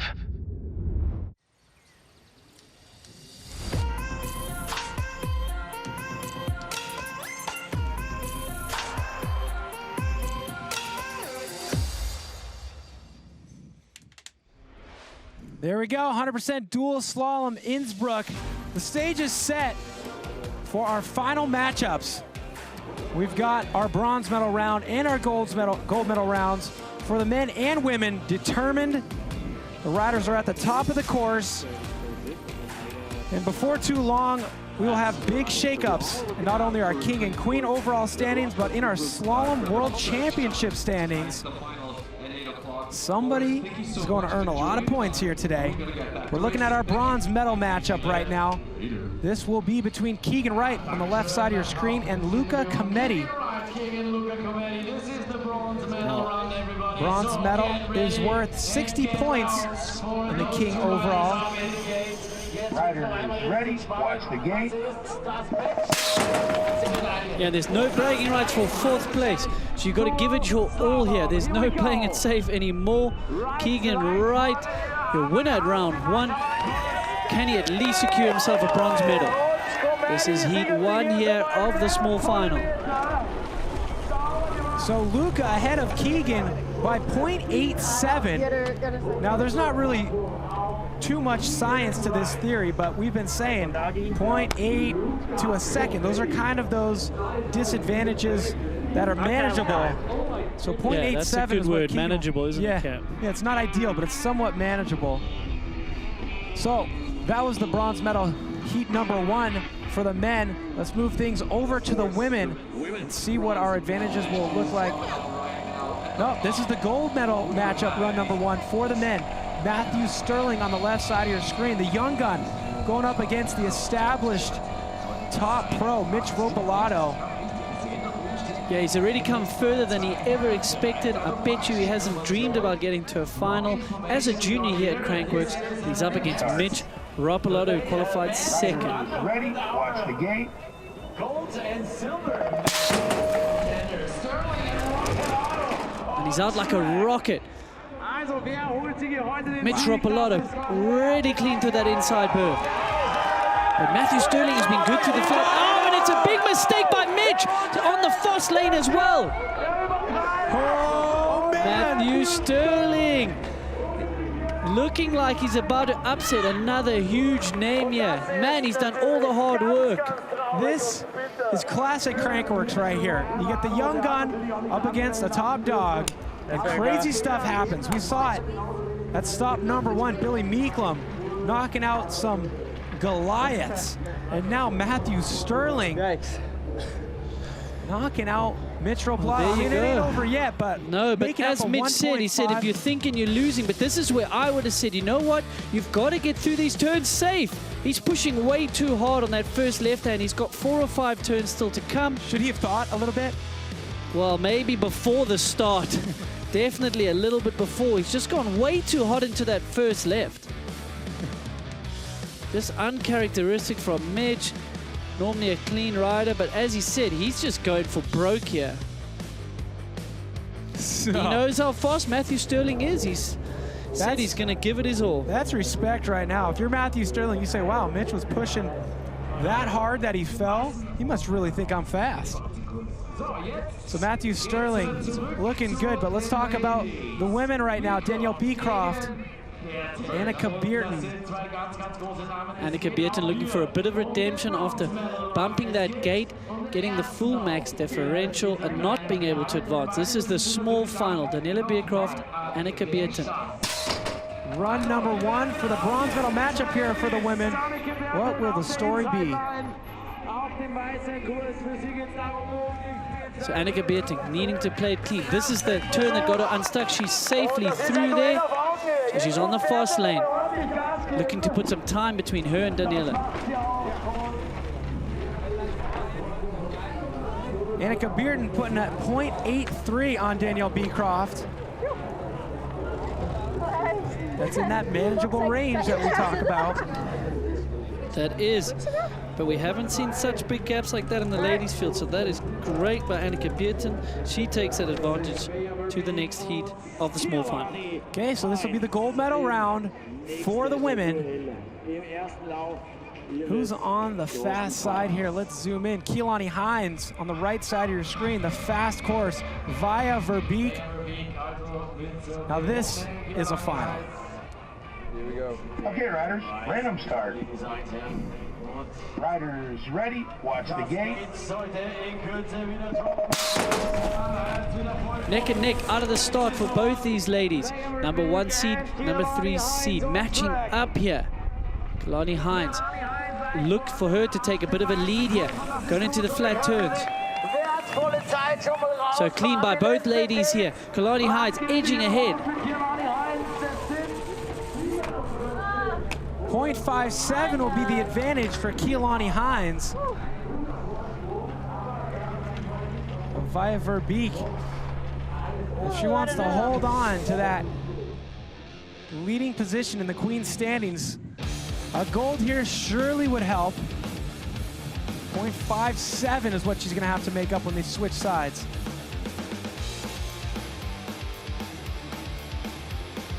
So both ladies, not many mistakes, if any, by these ladies. Very consistent, a little bit reserved to the flat turns, but you need to do that. You need to give yourself a fighting chance in the next heat of this final. Unlike Mitch, who went down, he's got his work cut out for him. Look at this. Yep. Cam loving the drift there, and that is the hardest turn on the course, that left-hander on the black lane.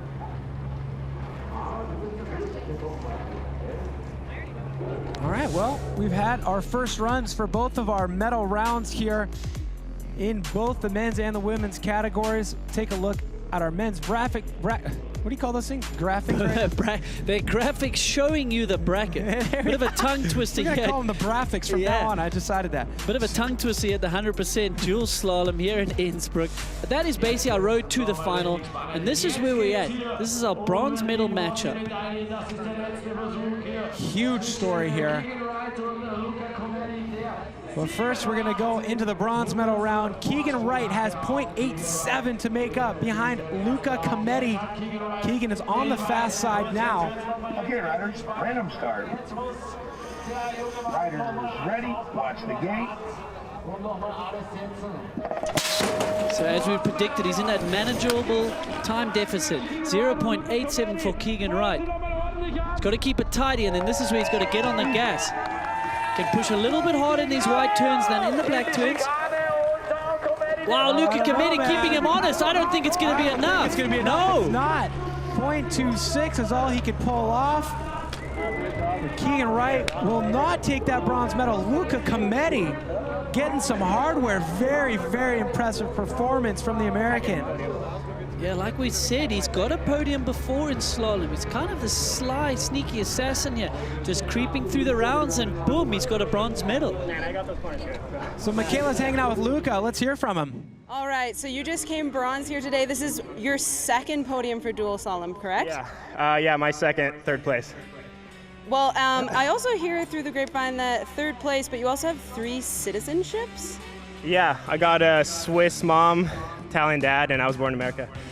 Well, international stage here at Crankworx and an international podium for an international guy. Congratulations. Yeah, and we got the American sweep on the podium, which is pretty rad. So.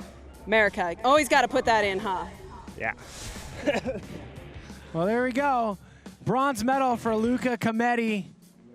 I wonder if he speaks any of those languages. We should put him to the text next time we send it down to Michaela. But here we go. This is what he's referring to. He says it's an American sweep for the podium because the gold medal matchup is between these 2 Americans right here. Mitch Ropalato on the left side of your screen with a 1.5 to make up because of that crash.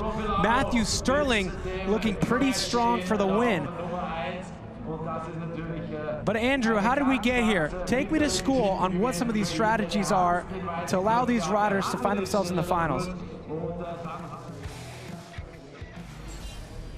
Well, Cam, what I want to look at here, depending on which lane you are, let's look at Mitch Ropalato. You'll see he opts for the manual, so he's got a little less speed. So he's opting to push his back wheel and trying to gain momentum that way because he actually can't jump that double because he'll have to pull up too high and lose momentum that way. But if you look at the outside lane, you're carrying a little bit more speed. So Sterling's got the speed. He's just pushing through and making sure he catches backside. So 2 different ways to ride those doubles, but it's because you're coming from different speeds. So unfortunately, in run number 1 of this final bracket, Mitch Ropalato had a massive error. causing him to slide out in the left-hand corner. Let's take a look back at that. So Mitch just way too aggressive in this first left-hander. Oh man, he had no chance making that turn at that speed. Just way too much speed, too much commitment, and that was all she wrote. The eyes up with optimism. No traction on that back tire, but the eyes are still looking where he wants to be. He's like, I need to be there. Oh no, I'm not. I'm not gonna get there. So 1.5 would be tough if Mitchell Pilato was on the fast side, but he's not. He's on the slow side. Things looking good for Matthew Sterling, but can he handle the pressure at 17 years old? I think at 17, you don't even know what pressure is. You're just excited to be out here. Matthew Sterling, the first time going as if he's down, but Mitch Pilato knows. He's going as hard as humanly possible. Yeah, whoa. Matthew Sterling, pat yourself on the back. That is a gold medal in 100% dual slalom here in Innsbruck. Look at that. The NorCal downhill racer, 17 years old. He's been over here racing World Cups the last couple of weeks, and now he's the winner of the 100% dual slalom Innsbruck. I'm talking about Matthew Sterling. Wow, Michaela standing by with our young gun champion. Let's hear it, Michaela. I'll give you a hug because the other guys were trying to give you a hug and I had to intercept. 17 years old, still racing juniors on the World Cup downhill circuit, but you get to race pro here for the first time. What is going through your head right now? Oh man, no words. Racing all these pro men, it's just unbelievable. And to make it to the final is amazing. Well, you didn't just make it to the final, you just won. I did, yeah. He did, yeah, well, duh. Duh, yeah. Well, spoken like a true teenager. Congratulations on your big win today. Thank you. Oh, I love it. That's classic Crankworx right there. You get the young guns coming out and knocking the Goliaths down. You know what? Okay, this is what I want to talk about. Mitchell Pilato. He did that stutter move against Luca Cometti and said, oh, sorry, man, I got nervous. All right, maybe the first time, but the second time looks like a strategy. He tried the same thing against Matthew. That's what I said. It's an actual strategy, but it didn't even work. But those men are done. We've handed out the medals. It's time to hand out the medals in the women's. Via Veerbeek against Kalani Hines. We're going to see that in the gold medal match. But first, Daniela Beercroft against Annika Beerten for the bronze medal. All right. This is very manageable here. If she was on the fast side, it's going to be tough from the slow. Oh, she is on the fast side. Yeah, Danielle Beercroft has 0.83 to make up. But she's got to do it against Annika Beerten. One of the most experienced riders on the circuit, Annika Beerten, needs to play it safe through one of these turns, but otherwise she's got to get aggressive. Okay, so she's through that tricky turn. Is it going to be enough? I don't think that's 0.83. No. Yes, that is enough for Annika Beerten. She will take the bronze medal, Cal. Annika Beerten holding on to that advantage from the first round and summoning what could have been an event without a medal for Annika Beerten, which is something you don't see very often, but definitely salvaging this run right now, getting a bronze medal. But it's time to give away a gold and give away a silver and a whole lot of very important points for the Dual Slalom World Championship and for the Queen standings. Keelani Hines against Via Verbeek. Via back by 0.57, but she's on the fast side. Well within our manageable deficit from our non-scientific data that we've been collecting here in the booth. The only kind of data we do collect.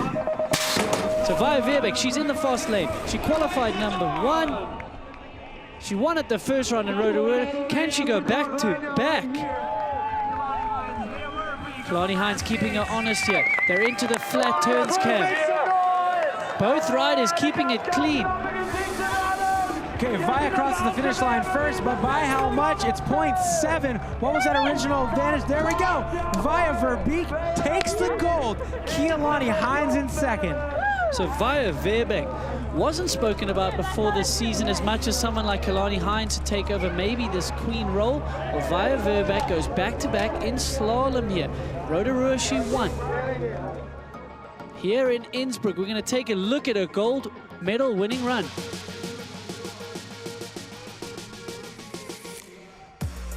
So she's coming from that outside lane. She opts for the manual, not carrying as much speed as maybe some of the men.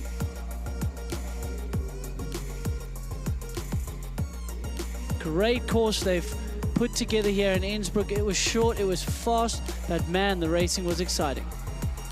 Via Verbeek adds 100 points to her queen standings right now, taking her to 382. She's got to be feeling pretty good about that. I think it's time we send it down to Michaela Gatto to hear from our winner. Michaela? Thanks, Cam. Don't you dare run away from me. So you just got 100 more points towards your queen leaderboard, but also you now have 200 points in the dual slalom world championship leaderboard. How do you feel? I didn't know, I didn't remember there was a championship for slalom. That's sick. There's just so many things to win here at Crankworx. It's pretty fun. It's pretty damn fun, yeah.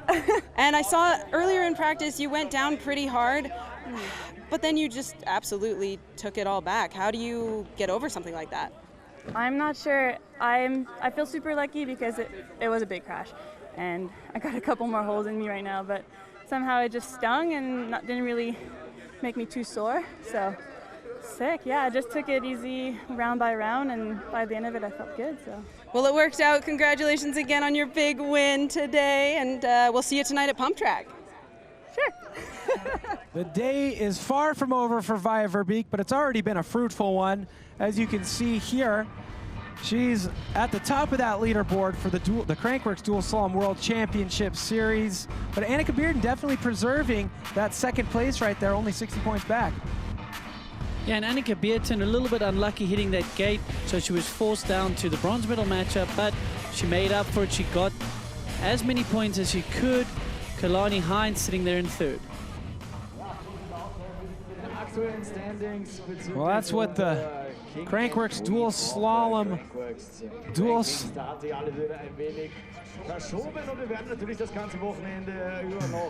So the Crankworx Dual Slalom World Championship men's standings looks a little something like this, Andrew. So Keegan Wright, after coming out at round one, winning here, not going as well. Look at Matthew Sterling jumping up in the series there after winning today. He's in second. Bas van Steenbergen, he's in third. Mitch Ropolotto sits in fourth, tied with Luca Comedi, who also had a great race today. Wow, look at that. If you miss one event, it really changes things up. Kyle Strait was looking pretty good after stop number one, but he's not even on that list anymore, so we'll be looking for him to get back in action for Whistler. But a lot of these riders you saw racing today will be getting back in action even sooner than that, because we got another final for you coming up later tonight. That's the RockShox Innsbruck Pump Track Challenge. We do that one underneath the lights. We get a big crowd going. We pump the tunes loud. So if your day allows for it, I would say you just maybe grab some nachos and hang out until that broadcast. Well, Andrew, good race, second race of the season for the Crankworx Dual Slalom World Championship. What are your final thoughts? Well, my word, Matthew Sterling took a page out of Mitch Ropolotto's book by not thinking. He didn't have time, or he's too young to even know what to think. So he went on and smashed out big name after big name. What a great win. Via Verbeek stomping her authority on the women's racing at the moment. Well, thank you for watching. And if you've learned nothing else today in our 100% Dual Slalom Innsbruck broadcast, I hope you learned that if you're thinking, you're losing. So quit thinking. If you're going to think about anything, I would say you think about joining us again later tonight for the RockShox Pump Track Challenge, where a lot of these same names will be duking it out on another head-to-head format. Thanks for watching. We'll see you tonight.